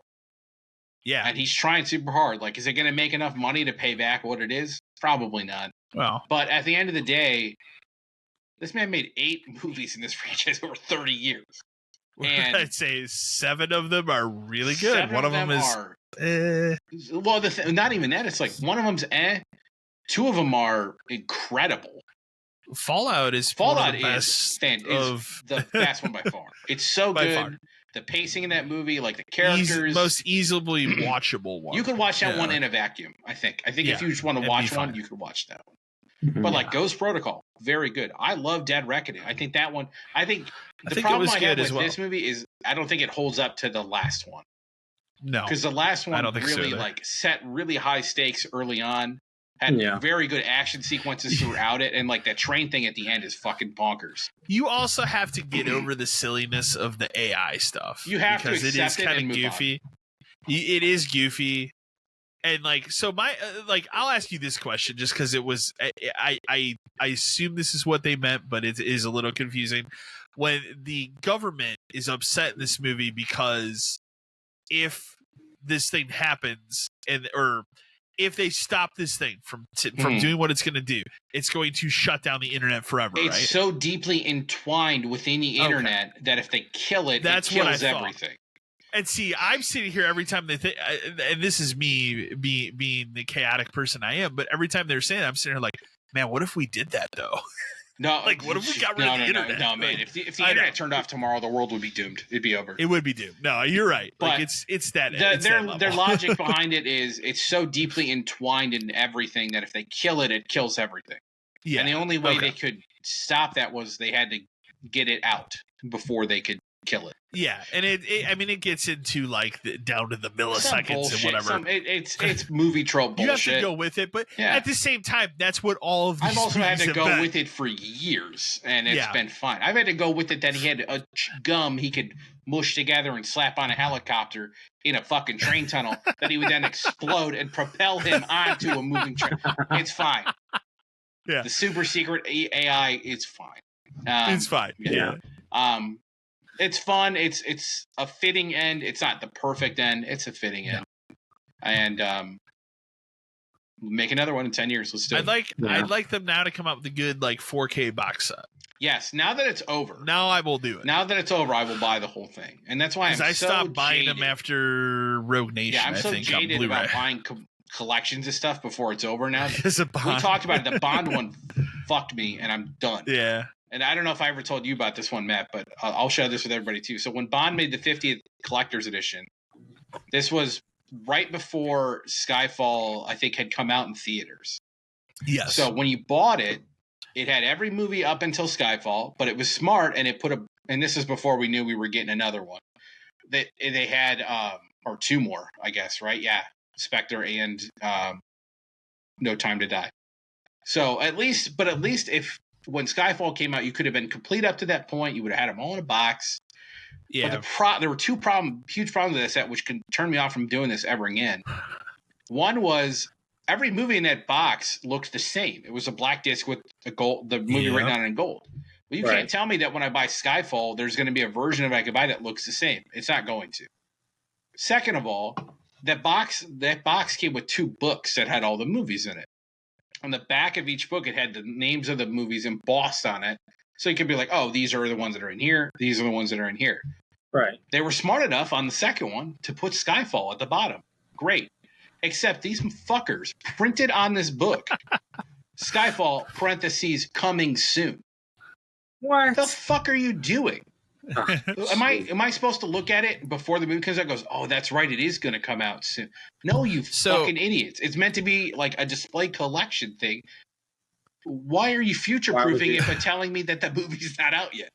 And then plus there were 2 more, so it's like the whole thing's worthless. I stupidly bought the set they made after Skyfall. They did fix that. Where they fixed that, but then what does that set have? That's a problem that you're describing. Oh, there's 2 more movies. Spectre. Yeah. Coming soon, Spectre. Does it say that on that one too? On the one I have, shit, That's so fucked. They did it again. So they did the same thing with that set. It's like I have that set up, sitting on my shelf or whatever, and it's just like every time I look at it, I think I'm like, this is so stupid. I hate it, and I don't know how to sell it. Who would want it? Who would want that? Well, I liked all the Saw movies, and they have a collector's edition of it that has all the new, like the new one, and has Spiral included in it. But I went and just bought all for me, I enjoyed the art on each one differently. Sure. So I bought all of them separately because I just really didn't care about the collector's edition at that point. I was like, they all look pretty wild, so I was just like, fuck it. But the problem I have is like these companies, like, you can go to Walmart right now and buy an Indiana Jones 4-movie collection. Why? There's 5 movies. Did I? Let me tell you the good Why would I buy fucked up one really quick? Why would I go to Walmart and buy the 10 Fast movies right now? There's an 11 coming. Yeah. Why would I do that? Yeah. It's just like, none of this makes any fucking sense. Yeah. Since you're talking about box set fuck ups, let me tell you about the recent one I just saw today. Oh, it's hot off the presses. Warner Brothers is putting out a new Nightmare on Elm Street box set. Fine, cool. It doesn't include the newest one, right? No. What Freddy did they put on the box? The new one? Yeah. Oh, that's fucked up. It's not even him like face on, it's his shadow. But you can clearly tell when you look at it closely that it's not Robert. Yeah, that's it's the other guy. too, it's like, man. Holy shit, man! That guy made 8 fucking movies as Freddy, but you're gonna use the new guy on your box. The problem set? I have with this stuff too is like collecting physical media is obviously like it's a niche thing for people like us, but I still think there's a big enough market for it. But they make it hard to 4Ks all the time. But they make it hard for you to collect stuff. Like, what if I wanted to? Let's say, for sake of argument, I wanted to go buy every Mission Impossible movie right now separately. Am I going to be able to find each one of them separately where they look the same, or they look like they're part of a set? Maybe, maybe not. Maybe I go to the store and got 1, 2, 3, 4, 6, and 7, and I can never get 5 ever. You know, like they do that with like steelbooks. When the Bond movies were coming out, they were like Bond steelbook only at Best Buy if you're there the first 20 minutes. And then they're gone. We're not going to make more than, I don't know, maybe 17 of these. So good luck. Walmart lately has done a lot of steelbooks for 4K movies. They do interesting like re-releases of stuff. But again, Renfield. But again, when I saw it, it's like weird subsets of things. Yeah. Or again, it's, you know, buy 4 Indiana Jones movies, or buy the Fast 10 collection. I'll give you a good one I saw when I was at that Walmart up in Wisconsin last weekend when we were looking through their media stuff. How about a random Dark Shadows DVD? Because it's 2025, it's a DVD of like various random episodes of that show. Oh, like a weird compilation disc like they used to use? Where it's like, who is this for and who does this serve, man? That was like, they used to do that with VHS tapes for like kids things. Yes. Like, here's 5 Power Rangers episodes that have nothing to do with each other. No. And I looked at that thing, I'm like, who is this for? I don't know. Like, that's already a very niche thing that not many people know about. Media is it's a weird thing to try to collect, but like it is. So, but if they come out with a Mission Impossible, like the complete collection, I feel safe buying that now. When Fast 11 comes out, I feel safe buying that now. Yeah. If I ever find an Indiana Jones 5 movie collection, I feel safe buying that. You know what I mean? Weird that doesn't exist though. It doesn't. I look because it's like at that point, I think I have 1, 2, 3 on Blu-ray, but like, can't I just get them all in one box? I would just love them in one box. That's what I want. I just want one box. Remember when they were doing it with like Marvel? You couldn't. They were starting to do it like you could buy through like Avengers, and they did it again, and then it became too much of a pain in the ass because it's never going to end, and where are they going to do the cutoffs? But now, if I wanted to go buy those movies, I can't buy them all. I can't buy them so they look like they belong together. No, because if I was going to go out and buy them all, I would want them. I would put them on the shelf, like, you know, in release order. Yeah, that's what you would do. But like, they make it hard to do that, and the MCU, as far as we know, is never fucking ending. No, which it really needs to. But that's a whole other discussion. Yeah. So Mission Impossible, the last movie, I would probably give it. I said 7. 7 is fair. I would say the last one was probably a 9 for me. Fallout's a 10. Fallout, I would say. I also love the first one because it's very spy-y. It's very spy and very 90s. Yeah, very 90s. You get a lot of good flashback clips of that. But yeah, as a whole, probably 9 out of 10 franchise. Just like, it's just. Yeah. Once they figured out the formula, they nailed it every time. It took, I was gonna say, it took a little bit, but once they did. The only downsides of this movie, the other like major downsides, is like no. I would have loved to see a Jeremy Renner cameo. He could have been in that room. You know what I mean? Like where they had everybody was in the room. He could have easily shown up in the room because like he was running the IMF essentially. Like after Alec Baldwin died. So like no him, no Vanessa Kirby, which is strange because she's not dead. She was a heavy player in the last one. Yeah, that's a little So weird too. even for her to just kind of show up, but it is what it is. It's over. We move on to Fast 11, and then we move on. Yeah, Fast 11. I'm going to tell you right now, as someone who loves Fast and Furious, Fast 11 is probably going to suck. Oh God, yeah. There's no way they can clean it up to how far it's gone. No, it's going to be another retcon of a retcon. I can't wait to see John Cena show up. John Cena he is not dead. He's not dead. No, of course not. You didn't see him die. No. He magically before the explosion he slides down under the car. I guarantee he had like a release thing where like the fucking bat cycle where like the car comes apart and he floats down and he zooms out the back. I guarantee it.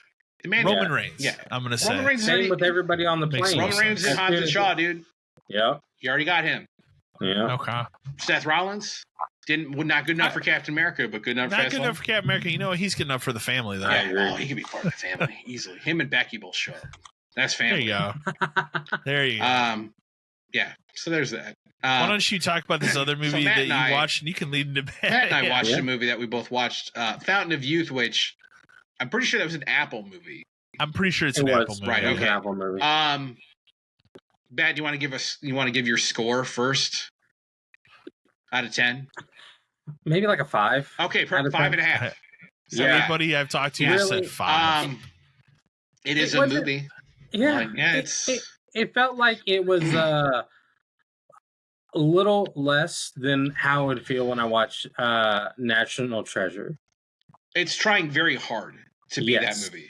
Very hard. But in a more of a funny way. Like National Treasure was always kind of like funny. Yeah. But it was also like a not a serious thing, but like we were treasure hunters. This movie tries to just make like, hey, remember how much people like John Krasinski from The Office just being like kind of a goofy guy? We're gonna fucking ramp it up. And it's like maybe tone it back. Yeah. Krasinski dialed to 10. Yes. From The Office. Yes. I don't know if I need that. You don't because it doesn't fit what not when A Quiet Place exists, you know, like he's kind of moved on from that. Yeah, like, Jack really Ryan. Yeah. So it's kind of a weird thing, and then like Natalie Portman is his sister, and they kind of it's Natalie Portman's in it. And wasn't he the older one? They make it. He keeps saying like little sister a bunch, right? Because she looks a lot older than John. Well, I mean that's completely different, but yeah, my thing is they really made it more about them. But I feel like if you're trying to maybe make this a franchise, maybe because that would probably be the goal with anything you're making. Like, you couldn't have found 2 other people to do it. Like we're talking about people who are in their 50s. Yeah, and I really felt like I think since it was an Apple movie, it's like you could have really hired 2 kind of new people to just do this, and it would have been fine. Like I really felt like if you traded out Krasinski and Portman for 2 brand new people, you wouldn't have missed anything. No, because the movie doesn't. It's not about. I don't know, they try to make it about like their relationship. The thing I told Kyle too is like they talk heavily about like their dad. Our dad did this. Our dad did that. Our dad was this. He said this all the time. They don't even show that guy in a flashback like ever. No, every flashback is Krasinski with that sundial with mask. The fucking mask, but he was never with the mask. It was his dad who had the mask. So like, is he thinking he's his dad? Is it his dad? Like the whole there's so much that's not explained. It's weird. He has weird like dream sequences throughout the movie that tie into this like Fountain of Youth thing. Yeah. And it's out of place, and like the pacing is weird. There's like character motivations are bizarre. Like, we're gonna spoil a bunch of this because honestly you don't have to watch it. You really don't. Her husband, right? He introduced as a huge piece of shit. Yeah. Fuck you. I'm going to take our son. You can go to hell kind of a thing. And then so basically, and then like, so them finding the fountain of youth is like bankrolled by this rich dude. And the rich dude's like, oh, I can help you out. And she's like, no, I got it. And then she gets a phone call from the husband. He's like, I need you to take our kid. And I need you to take our kid for a year because I'm going to go work in Japan for this guy, the rich guy's like company or whatever. Which is really strange. He fucking flips. He just comes like, oh, never mind. Fuck the kid. I'm out of here. Yeah, that was just like, really weird. Because like in the very beginning, he was very adamant, like you're never going to see the kid. He's mine. They're in like a divorce like proceeding thing in this like fancy room, and he's like literally basically telling her to go fuck herself. The minute he goes to consult for this mystery company in Japan, fuck this kid, he's gone. I'm out. Yeah. Later, and I'm off to Japan. And like, so then they got to drag the kid along, and then it turns out, of course, the kid plotline is a musical genius, and wouldn't you know it, 2 of the puzzles are music based. But which, so you know, all these other fucking incredibly rich people who could steal a painting off of a fucking sunken ship couldn't figure out the music notes. And then, of course, like when they get to like, again, we're going to spoil it. They get to the pyramids and they're trying to figure out how to move this thing. Kid just starts fucking banging on some drums, dude. Solves puzzle. Yeah, fucking Congo in that shit. Just also, like bong, bong, bong, bong. Yeah, he's like, oh, I got it. Don't worry about it. Bang, bang, bang, bang, bang, bang, bang. Thing's solved. And what kills me is they're like watching him do the shit. Like, nah, fam, don't be hitting shit. Like, there's traps and booby traps. This place could explode. Yeah. Well, here's the other thing. So, like, they're inside a pyramid. Because, spoiler, the Fountain of Youth, for some reason, is in the basement of a pyramid. Okay. I would have thought that they would have tried to make it like, oh, it's in Florida, like all the legends have said. You know, when you were a kid, you learned about that kind of stuff. Yeah, nah, dude. So they go to what? So they need paintings to find a Bible to go to the pyramid. Was that it, or was there a stop in between? So it was the paintings to get the design, like the map outline, but the map, in order to get to certain parts of the map, you had to go through this version of the Bible that's referred to as the wicked version. Yeah, they needed the Bible, right? But then the Bible housed like the music on the notes. side backing, it housed the music notes, which led into the pyramids. Yes, okay, right. Yeah. There you go. So, but then here's another thing about the pyramid part, Matt. How fucking underground were they by the end of it? Because they go in this pyramid, and then they break through a wall, which, you know, in the thousands of years people have been studying these fucking pyramids, nobody's ever gone through this wall ever. And it's literally just like a brick wide. They go in here, they go down, they go to the end of this tunnel, they put it's like, oh, we got to get through this wall. Oh, don't worry, the gem's right here. Pop it in, move on. Yeah. Then they go in, and then they open up the thing. Then they go down. Then they go down again, and then they go down again. But the last time that they go down, it's like real fucking down. It's fucking far. Yeah, like when they do the pan out shot, it's like they're here. The bottom is here. Like, and it goes like 1, 2, 3, 4, 5. But then 6, they have to 7, go 8, again 9. Because then they did the circle stairs. Yeah, and then they go back down. Like, dude, how they fucking would have even built this is beyond me. But how far deep underground is the Fountain of Youth that they even found it in the first place? Fucking wild, dude. It makes no sense. And then and spoiler alert, the rich guy's the bad guy. Sorry, I ruined the whole movie. It's telegraphed. It's telegraphed pretty early on. Yeah. When he takes that kid to like lunch or brunch or whatever, you kind of tell something's fucked up. Yeah. But then and then he shoots your buddy Jim from The Office, and his blood touches the water and it heals him, but he doesn't drink it. Don't drink it. If you drink it, somebody dies. Unless, of course, you don't care about anybody and then you become all powerful. They don't really even fucking explain what it is. No. Oof. And then the other guy steps in, drinks it, and melts like he opened the Ark of the Covenant. Does it play like they're trying to set off a franchise? Oh god, yeah. It ends that way. It ends like at the very end. They talk about when I saw it, I knew nothing about this movie, and then it popped up, and I was like, okay, that sounds kind of interesting. And the vibes that it gave me was like Sahara. That's why I wanted to watch it. I love and those I was kind like, of movies. that could be okay. I like John Krasinski. Like, I could see him in that role. But if you tell me he's goofy John Krasinski, I'm not as interested. Oh, he's anymore. almost insufferable at certain points. Yeah, that's awful. His sister is. He's come so far as an actor. Well, here's another thing that doesn't make any sense. So, his sister is a curator at this museum. Okay. And he needs 6 paintings to study the paintings to look for something on the back. Like, literally to look for a fucking letter written on the back. Yeah. It's not like a map. It's not a secret code. It's literally a fucking letter. So he's there talking to her. He's like, check, I was in Thailand doing this and that. And she's like, you only ever show up when you need something. And when she turns her back, he fucking rips a painting off the wall and steals it and runs. She works here, dude. Why can't you just be like, do me a favor, take it off the wall and just flip it around? Yeah. That's fucked up. I just need like to put a light over it. Nothing. Okay, cool. No, he steals That's it. fucked up. But then because he steals it, this like Interpol cop, and maybe you could explain this to me, Matt. Why was that dude so fucking hard? That man was crazy. He was wild, man. Like it didn't really fully get to me either, because then at the end, okay, wait, because then we missed the plot line. Yeah, because there's also the protectors that are in this movie. Oh god, yeah. And they they are designed to protect the Fountain of Youth to make sure you don't access it. So like at one point at the very end, the rich man is essentially trying to eliminate the cop and the Interpol team. So he's like, you know, got his like fucking 50 cal and they're just like army, like it's like an army of bodyguards. Yeah. And then the protectors come out of nowhere and they start destroying the rich guys, dudes. And then at one point, the protector chick who's trying to get John Krasinski this entire fucking movie. But she's also flirting with him the whole time while she's trying to kill him. Because of course, she can't help herself. You know, she can't help herself because he's just so magnetic. Yeah. Then that's a at one point, they're the chick protector and the cop from Interpol who's been this hard ass fucking who's chased him across the fucking planet. Everywhere, are like because he stole a painting in the museum. Yeah. Then he's like, "Are we on the same team?" And she's like, "I hope so." And you're like, "So dumb." He could be removed from the movie, and it changes nothing. Not a fucking thing.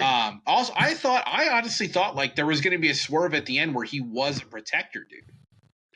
Wouldn't that have made more sense? Too. It made perfect. Look, when she stares at him and he stares at her, I honestly thought he was a fucking fist bumped and moved on. Dude, they could have done that, and so I would have dumb. been like, "That makes perfect sense." It would have fit the whole thing. I understand why he was chasing him down this entire time, but instead they look at each other and they question each other, and I'm like, "Boy, that's a plot line you just completely." Because doesn't he talk to her or talk to him about like, I've been chasing him since before he even stole this painting. Like I've been following him everywhere. It would have made so much more sense. Because the whole point of the protectors is they're just supposed to be like random regular people. To the point where Kyle, you'll enjoy this. You know who the King Protector dude is? Stanley Tucci. He's in the movie for like 2 minutes. I saw him in the credits of the movie. He pops up, he hands the chick a key. And he's like, if they get to the thing, shut it down. And then so she's like, okay. So their plot is to literally like turn it off. Okay. Then if you don't want anyone to have it, let's be clear about this. You want no one to have it because they're not prepared for it. And you can literally turn it off. Why isn't it turned off? Why don't you turn it off? In the fucking first place? It makes no sense. It makes no sense. This is the kind of movie where somebody's like, I could write a National Treasure script, and they fucking shit this thing out. I will tell you on IMDb, 10 years later, is listed at a 5.7. Perfect. And the title of the first user review simply says, "It ain't no National Treasure 3." No, it's not. I'm always upset that we'll never get National Treasure 3 because like even two is not as good as 1. It's still fun. Yeah, like because like their like puzzles and stuff that they have to solve to get there are far more interesting than what happens in this. Literally, the first puzzle is to get these 6 paintings, and like I told you, they each have a single letter on the back. And then they sit there for hours trying to figure out what it could possibly fucking spell. And what the could wild these thing 6 letters possibly fucking spell? So the wild thing is when he steals the picture from his sister's art museum, it's not even the right It's one. not even the real one, and she knew it. So that's she a then different one. knows it. Yeah. Then they have to go on the fucking submarine. But So that was just played as like a let me ask you comedic. this. Let me ask you this, Matt. They needed a 6-letter word, and they had. This seems worse than a 5. They needed a 6-letter word. They had 5 of the letters. These people are masterminds, coding, all this kind of shit, whatever. There's only 26 fucking letters in the alphabet, homie.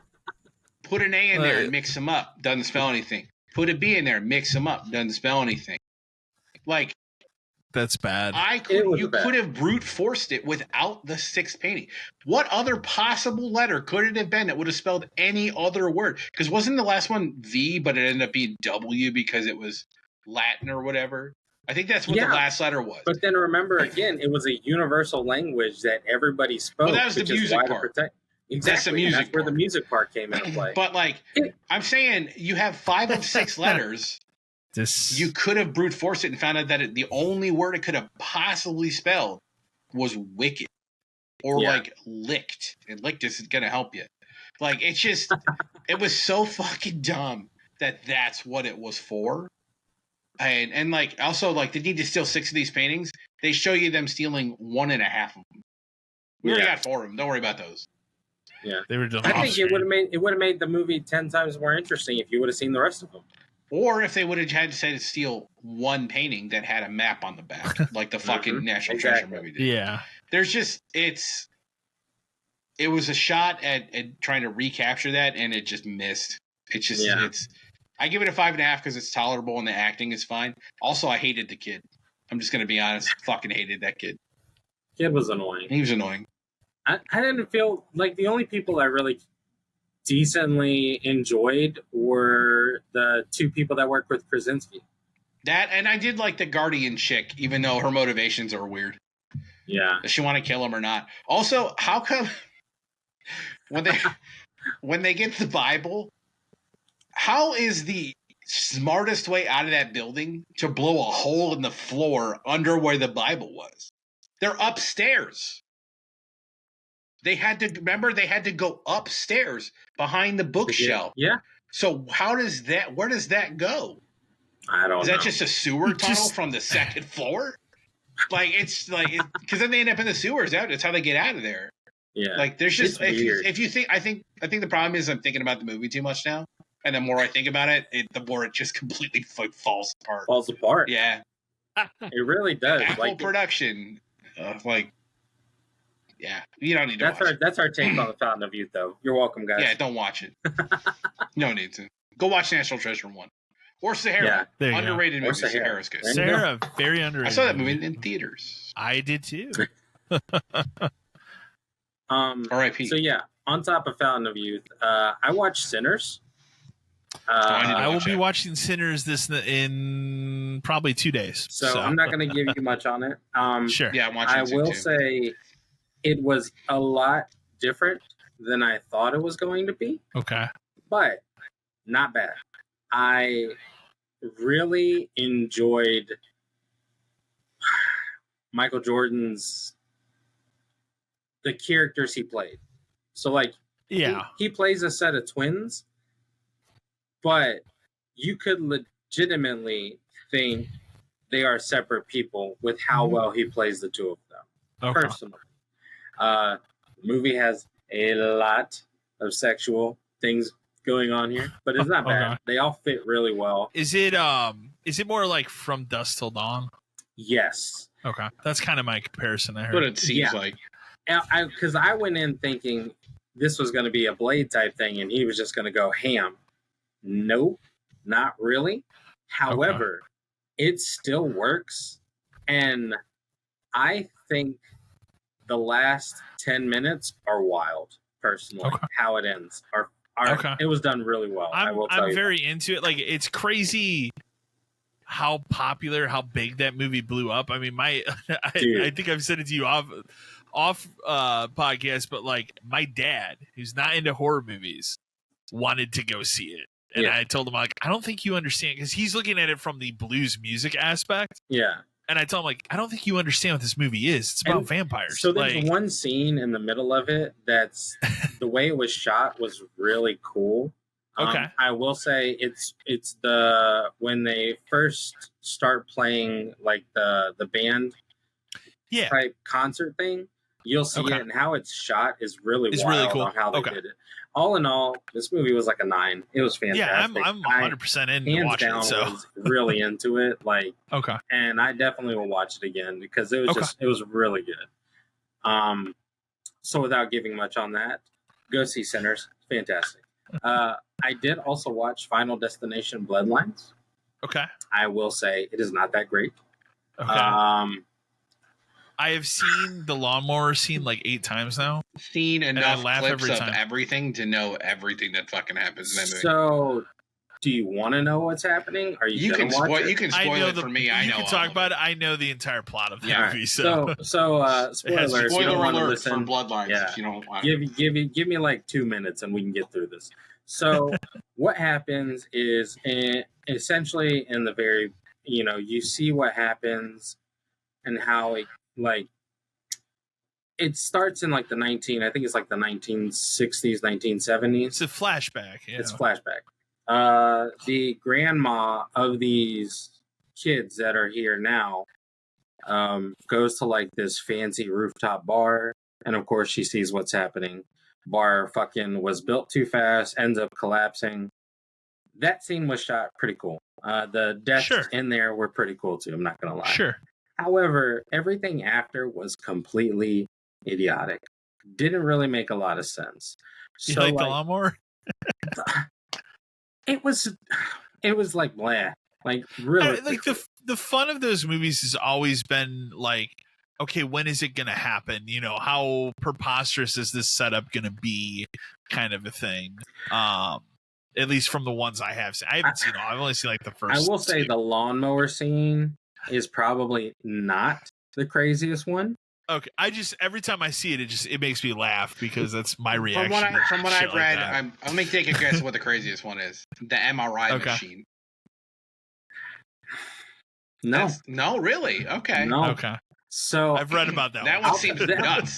The MRI machine was wild how it happened. Okay. Yeah.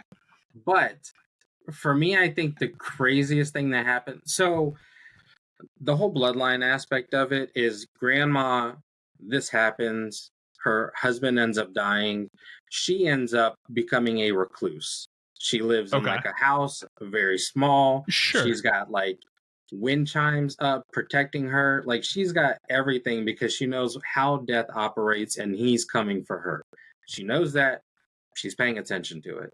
However, what happens is her granddaughter is getting flashbacks of her grandma's flashbacks. Right. Okay. Which is what makes her go find her grandma, because her grandma to her mom and her uncle is crazy. She's always been crazy. She's never been anything normal. They think she's insane, and they've essentially lost contact with her.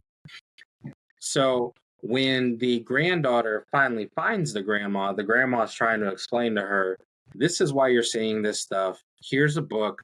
Follow it. You'll understand what happens. Granddaughter's like, you're fucking crazy. I'm out. Done. Don't want to talk about it.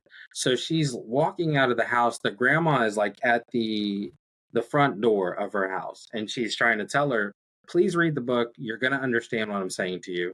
Granddaughter's like, you're crazy. I don't get it. And she's like, wait, just stop right there and you'll see what's happening. She's like, all right, cool. Whatever. She turns around. She's like, I don't get what you're trying to do. Grandma steps down like 3 steps. Crazy wind shit starts happening.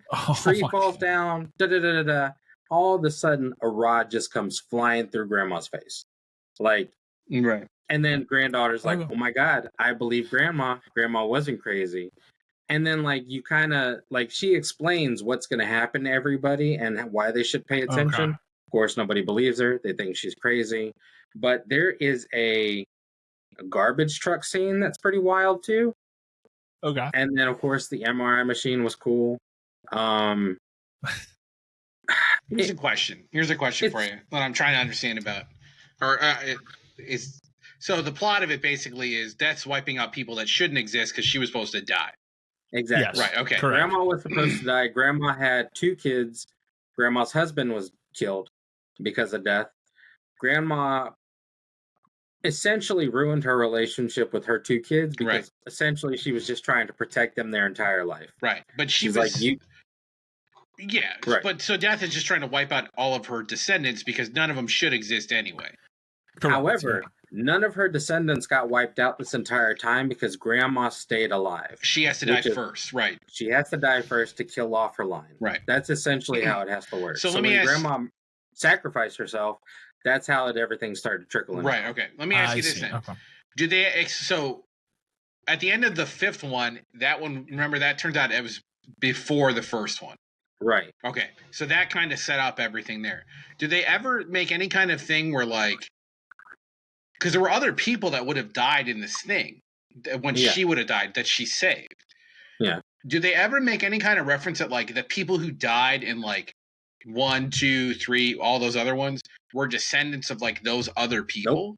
See, that would have made it more fun. That would have been more interesting. And that's what I was kind of looking forward to because I knew how 5 ended. So I was like, maybe it's like a flashback tie to how everything else happened. But wouldn't it have worked out where, like, some other random person in this restaurant that exploded was the mother of the people from 2, and Death tried to kill the people in 2, but she stopped it. And like, everything could have been tied back to that one specific event where Grandma had the one premonition, and that would have been an explanation for the entire fucking franchise, and it would have taken 10 seconds to explain. Didn't. Better Missed movie. opportunity. Yep, very missed opportunity. Yeah. It was, like I said, it was, if you like the Final Destination, just how the things happen, it's a cool movie. It's probably one of the better ones. Yeah, I would have to say it's cool, one of the cool ones. However, it's got the Tony Todd scene too, right? Yeah. And he ad-libbed his final lines. So they explained that the reason he never died is because essentially he was never supposed to be there. Okay. Oh.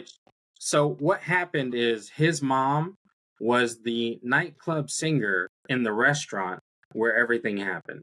However, he was never supposed to be there because he was supposed to be babysat by somebody at that night. However, babysitter canceled. Mom had no choice but to bring him along. Grandma ended up saving him at the last minute, which is why he's still alive, but he was never in Death's arrangement. Right. So he never had anything to worry about. Interesting. Yeah. I mean, I thought his scene was really cool. Like, his character was really dope, but yeah. I mean, all in all, you could watch this once and be fine. Of money. You don't have to watch it ever again. Like, it was probably it was like a 6 out of 10. I mean, some of the MRI kill was dope. Some of the other kills are pretty cool. The lawnmower one was kind of dumb, but it made me laugh. Everything else was pretty wild. So I mean, all in all, and the last scene is like a train explosion. Okay. Kind of seems improbable. Like, okay, well. Very much like how big of the explosion went. It just kind of didn't make any sense, to be honest with you. Like, is it like one of those situations where it's like, I'll use the end of Smile 2 as an example, where it's like, we seem like we're going a little too big with this now. Mm-hmm. Okay. Yeah. That makes much so. Where it's like, nah, I don't know what you do for a third one after what they did there. Really, like, it kind of felt the same way. Like, it's just kind of like, makes sense, but it was just too much. So now that created a problem. So now that this movie's over and essentially everything in Death's plan is like cleaned up, we'll say, right? Mm-hmm. Do you think they're gonna? This one did incredibly well, didn't it? Incredibly well. The highest one ever, I think. So highest one ever. Clearly making a new one.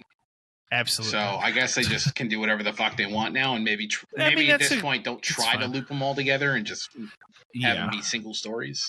I mean, we'll see. I think if they stuck to single stories, it would probably work out better. But because they ended up tying everything together from one of the last ones, it's kind of like, why didn't you try to do that with this one? Yeah, they should have. They could have they could have explained how all of it happened in the first place.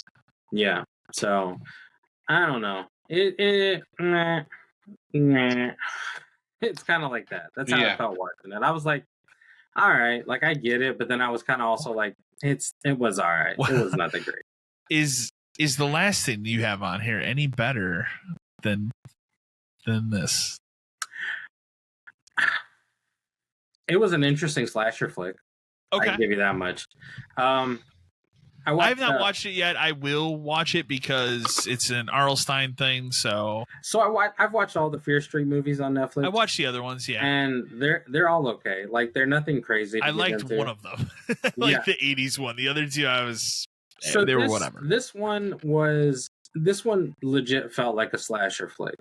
That's fine. Which is fine. I mean, it was okay. You kind of so I will say to me, I didn't really know who the killer was. Okay. Which, when you did find out who it was, you were like, oh, well, that makes sense. After you kind of pieced it all together. However, the very ending, like not the very ending, but when you find out who the killer is, you kind of already know who so there are two killers in this movie, and you don't know who they are. Like, you don't find out that there are actually two of them until like one of the last few scenes. But fair. One of the last scenes, one of the killers ends up getting arrested. Okay. But then you're in your head, you're like, but there are two of them, so who's the other one? But then when you find out who the one killer is, you automatically know who the second killer is.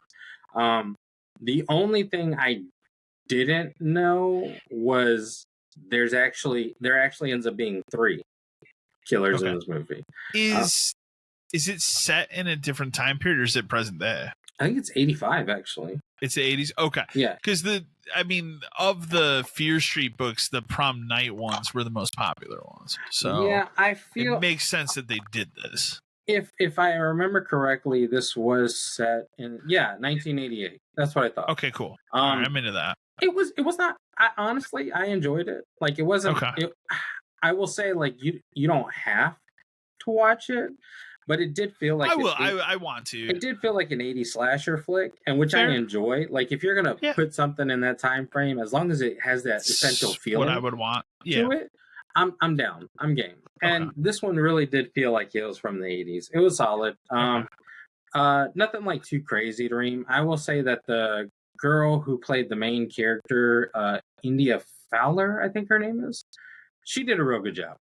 I will say that. She did a fantastic job as like the main person in this movie. I will say, if you're going to watch it, it's an enjoyable flick. It really wasn't like terrible.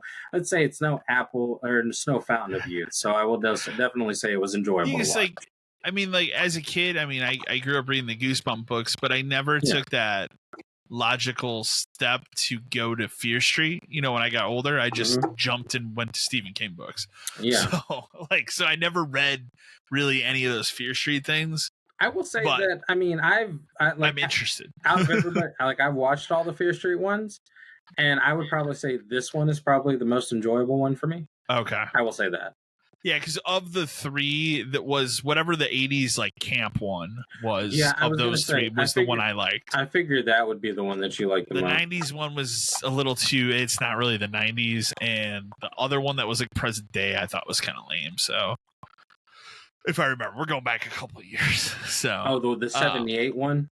Yeah, 78 was like the camp one. Okay, yeah. I like that one. Because 1666, and then there was 1994. 1666, I want to say, was the one that was like, it had some sort of illogical ending. Yeah, if I remember correctly, same thing. Okay, but I will say then the 91 is whatever. Yeah, so. I will say the 78 one was solid. 94 was all right. The 1666 one was just kind of like. Well, the killer in it was more of a slasher, and the killer kind of reminded me of a Jason-like character. So, yeah, in the 78 this killer, I think, reminded me a lot of like Ghostface. Okay, that makes sense for what they're going for. Yeah. So. Okay, that's it. That's all I've watched. Okay, we can kick over to emails here. We got a few. We kind of addressed this before, but I'll read. I should have read the email earlier, but I'll read it now. Taylor from Philadelphia, Pennsylvania. Hi guys, wanted to chime in about your ongoing Borderlands situation you all seem to be in. Curious what your thoughts are on Randy Pitchford basically slamming a fan, telling him the game will be worth $80 if you don't want to pay that price. You aren't a true fan. To me, it's scummy, and maybe also fuck Randy Pitchford. What do you all think? Well, I think I mean, we kind of explained it Yeah, earlier. exactly. I should have read it earlier, but yeah, like, I mean, Dan's still buying the game. Yeah, it is what it is, man. $80 is the new price. Like it is. It's going to be when Mario Kart World and the Switch 2 sells out. The price has been established. Sorry, it is what it is. Yeah, it is what it is. For all the shit I gave Borderlands and like having played them all, they are long as fuck. Like you do get a pretty decent amount of time out of them. To be fair, yeah, I'm not saying that's a proper argument for why games should be what they are. I mean, Claire Obscure, $50. Mafia's coming out $50. Like, I think I do like that price point. Yeah, I think $50 is a fantastic price point, and I think you're seeing it work. Claire Obscure is a small developer that bet on themselves, and they crushed it. We didn't talk about it before. They're up to 3.3 million copies. Yeah, I thought that was in good, 33 days. 33 days. I finished in 33, sold 3.3 million copies. That's almost unheard of for a brand new IP that realistically, before it came out, not too many people were like, great word of mouth. Oh, I got to get it. You and I were into it. I was into it from the minute I saw that first trailer. When they showed that original trailer, it was the Xbox showcase last year because the Game Pass game. I was like, "This seems awesome. It seems cool as hell." I wanted to. I told you, like, even as I was playing the game, I want to know what the story is. And then as small stuff came out, I'm like, "This looks like a game for me." And then luckily, it's a game for everybody. So seems like it. So $50 seems to work. Mafia will be the next real true case. The problem is that people really want prices to come down, you kind of got to buy Mafia too to prove it. I'm gonna buy Mafia. Yeah. Like the thing for me in Mafia, like I've played every one of those games. I love that franchise. 3, and we've talked about in the past, like 3 had a really awesome, unique idea for a story. It fizzles halfway, and through, the world is emptier than it is. Not, it's unfortunate because the setup was so cool. I've actually recently thought about like maybe I boot that up again and just see. I don't know. It was tough. It was tough to get through.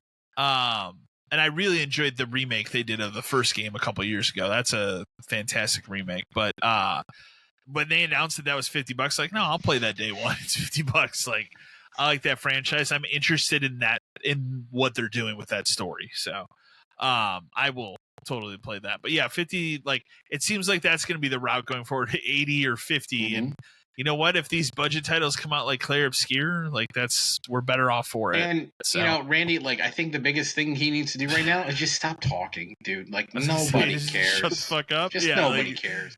Everything he says, he comes off as an ass. Like, the only thing he's doing is hurting it. He's not helping anything. Agreed. And again, he has said multiple times, I don't set the price, but it's $80. Well, then what the fuck are you talking about? Exactly. Like, just he needs to go away. Take a break. Take a break until he should go off until the game comes out, and then you could say any dumbass thing you want. And then you can post your golden key. Give me my shift things, keys, whatever. And when the game sells 2 million copies within a week at $80, then you can brag all you want, man. Yeah. But from now, take a break. Exactly. Did you see part of his apology was they gave away Wonderlands for free on the Epic Store? No, but also what a great gesture on the Epic Store. Yeah, I never installed it. Who's that for? Like, free copy of Wonderlands on the Epic Store. Great, all 12 of people who want that are going to be thrilled. Exactly. Grant from Grand Rapids, Michigan. Howdy, 572 crew. We are almost to the launch of the Switch 2. Any gut checks on it? How are you all feeling on it as we inch closer to it? Any of you change your mind on getting one? As you guys were talking about Fountain of Youth, I actually have some breaking news about the Switch 2. Apparently, as of an hour ago, Walmart has canceled a ton of Switch 2 pre-orders in mass. Target's been doing it too, buddy. That happened earlier today. Target's been doing it too? Yeah. Okay. Inciting payment issues. Oh, so I bet you people are not happy. I bet you there's a problem with people who pre-ordered it using like PayPal or something because of the way authorizations work. That actually happened to me. I pre-ordered This has never happened to me before. When did they announce it was 6 weeks? So that's long enough. Well, here's why I think longer. maybe it is. Maybe 2 it's months. a new PayPal thing. Is this has never happened to me before? But I pre-ordered a Lego set at the beginning of May. Okay. That doesn't ship until I think tomorrow. Okay. But I got a notice a week ago that said we couldn't complete your payment, and I did it on PayPal like I always do. So I chatted in and talked to the Lego guy and just said, hey. I don't know why I got this message. Can you just double check? And he goes, yeah, it didn't go through. And I said, okay. So he sent me a link to pay for it a different way. But then I asked him, I said, out of curiosity, why did it happen? He goes, that happens sometimes with PayPals and pre-orders on things. And he said, especially lately. So maybe that's what's happening. Could be in mass there. Yeah. Could be a PayPal thing. But I saw Target was canceling a bunch. I don't know. In terms of has my opinion changed? I will say, I want one because of FOMO, but I don't need it. Okay. Yeah. I would love to play Mario Kart World. I really would. Yeah. But I don't really want to play the Donkey Kong game.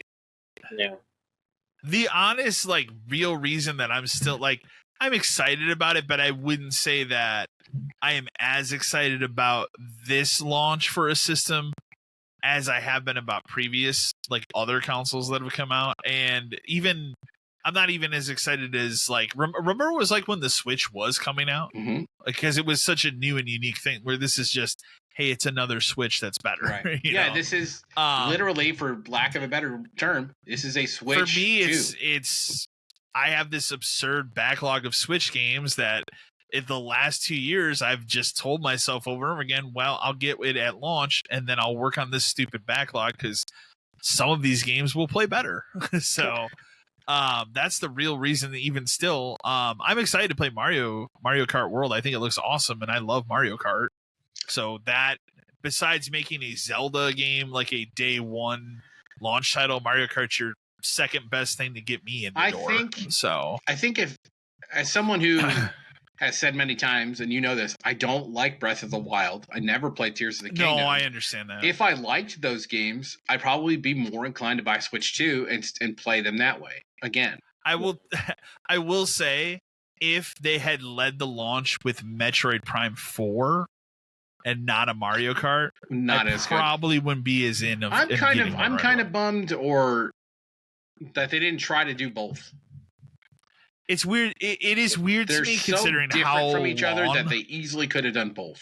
But yeah, and there is an audience of Mario Kart fans that are not going to give a shit about Metroid, and vice versa. Metroid fans that are not going to give a shit about Mario Kart. It's you could have done that, and it would have been fine. I do have a gripe about these virtual game card things. Oh, I'm just buying everything digitally for it. I know you are. I'm off on that. However, I will say this. So, I got 3 Switches in my house. My oldest has one, and then my youngest has my original one, and then I just got a new one. My account is linked to my youngest's Switch. Okay. And so all 3 of us were trying to play Fortnite together, and I have to download Fortnite as a virtual game card on my Switch, on my Switch that's linked to my youngest's one.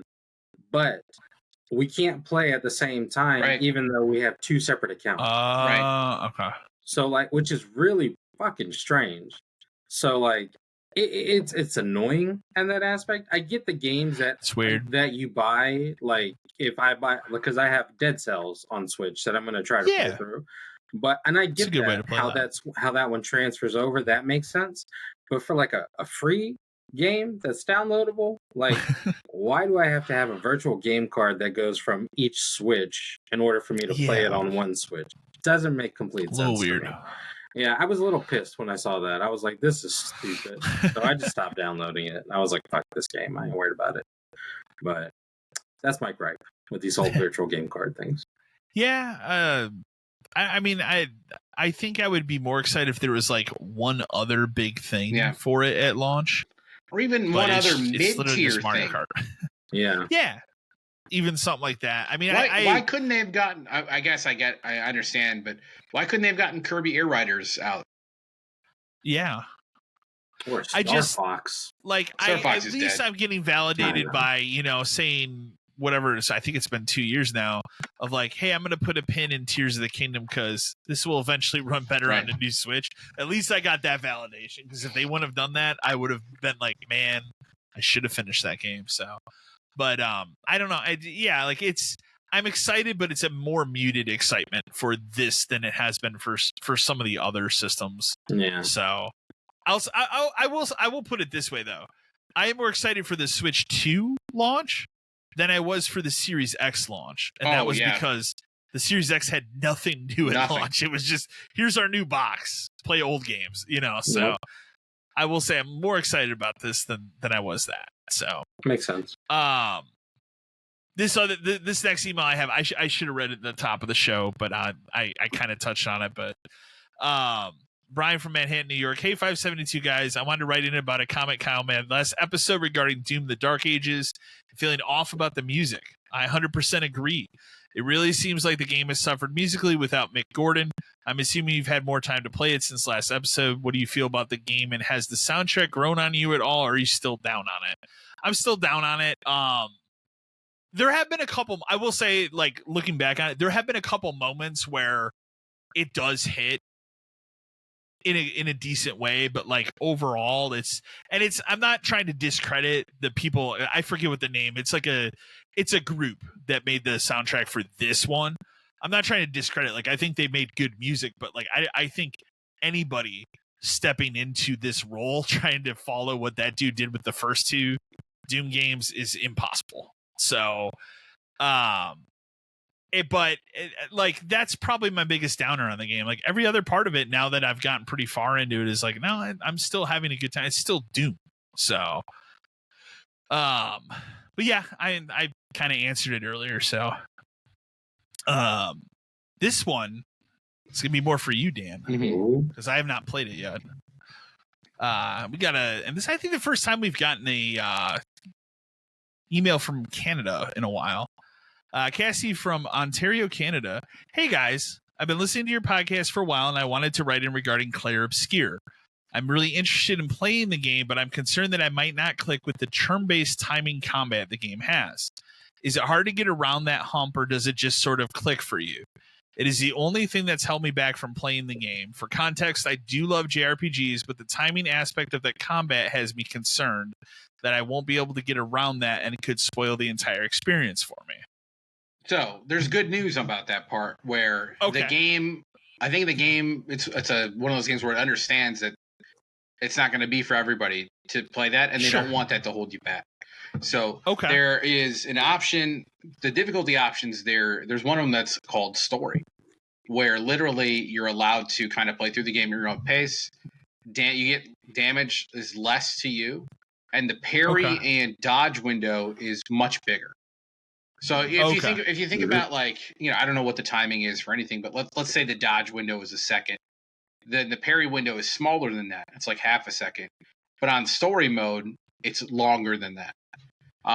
You don't ever have to parry to, like, progress something. You don't ever have to, like, I've actually seen videos out there of people who have played through the game without dodging or parrying just to see if it's possible. And it is, because there are ways to mitigate damage and heal, and death is eventually, if you get far enough into the end game, like where I am, death can actually be like a gameplay mechanic, because you can have things trigger on death. For other, like, I have a Pictos, which is like an ability thing where if someone dies, they instantly heal the other two people, and then you can revive that person on the person's next turn. So there's ways around it and ways to, like, use it. The dodge window is pretty forgiving. Like if you don't want to worry about parrying, the dodge window is more than enough to get through the game. And I think I said this last time when I talked about it, where you're gonna die when you face certain new things, just because you have to learn patterns, and they'll give you a pretty heads up about it. It'll say, like, the enemy attacks quickly, and then so you'll know it's a certain attack pattern it's going to do, where it's going to hit you 3 times. Or then it'll say the enemy attacks this way. Okay, that's the other one that's 4 turns, but the timing is different in the middle. Something like that. And you'll get to a point where you'll kind of learn how specific enemies fight, and you'll just kind of get used to it.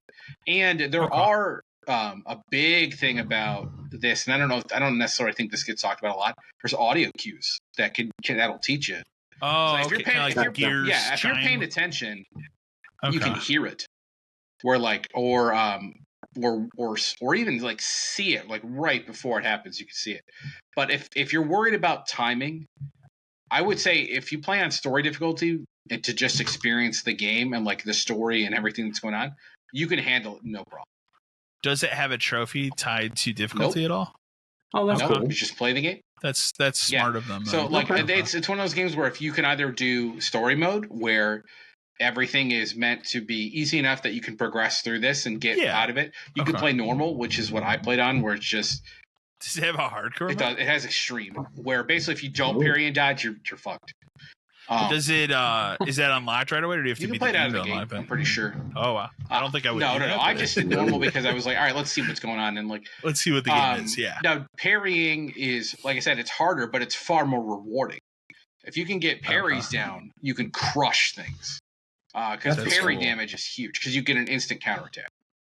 But yes, I do not let any like kind of like difficulty thing scare you away from the game because it is meant. Yeah, I haven't played it yet. They want people to play it, and they want people to see the story, and it is. And the game does. To be fair, the game does a really, really, really good job of teaching you how everything works in the prologue. Like you do a practice fight.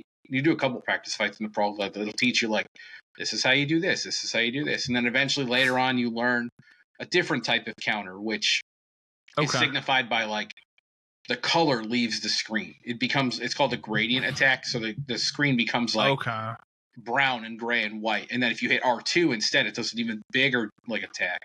Interesting. Yeah, and again, you can level up easily enough in certain areas because like it's like Dark Souls where you reset the item maze. So you find some enemies that you're good at fighting, and you can do that to level up, and then you assign stat points to bump your health or whatever.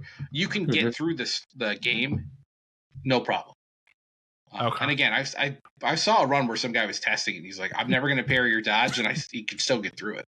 So, interesting. Yeah, the game is so worth it. And then as you play on story mode, you can still dodge and parry. That'll help you learn how the systems work, and it won't be as punishing. But yeah, fantastic. It's good, made for everyone to know. play. Our final email, I will personally say a favorite of mine in a while. I purposely did not put this in games we've been recently playing because this email came through. Also, we don't need to really talk about it anymore. I don't want to either. Ryan from Austin, Texas. Hey, guys. I listened to the podcast for a while, but I noticed a bit ago you mentioned you were playing the terrible Saints Row 3 port on PS5. I wanted to write in and tell you that a buddy and I tried to run through that about a year ago, and everything you guys are describing is exactly our experience. Terrible desyncing issues, getting stuck in the environment, etc. It actually soured us from completing it. Are you guys going to stick with it, or have you had enough? I'm just glad I got it on a sale for $8.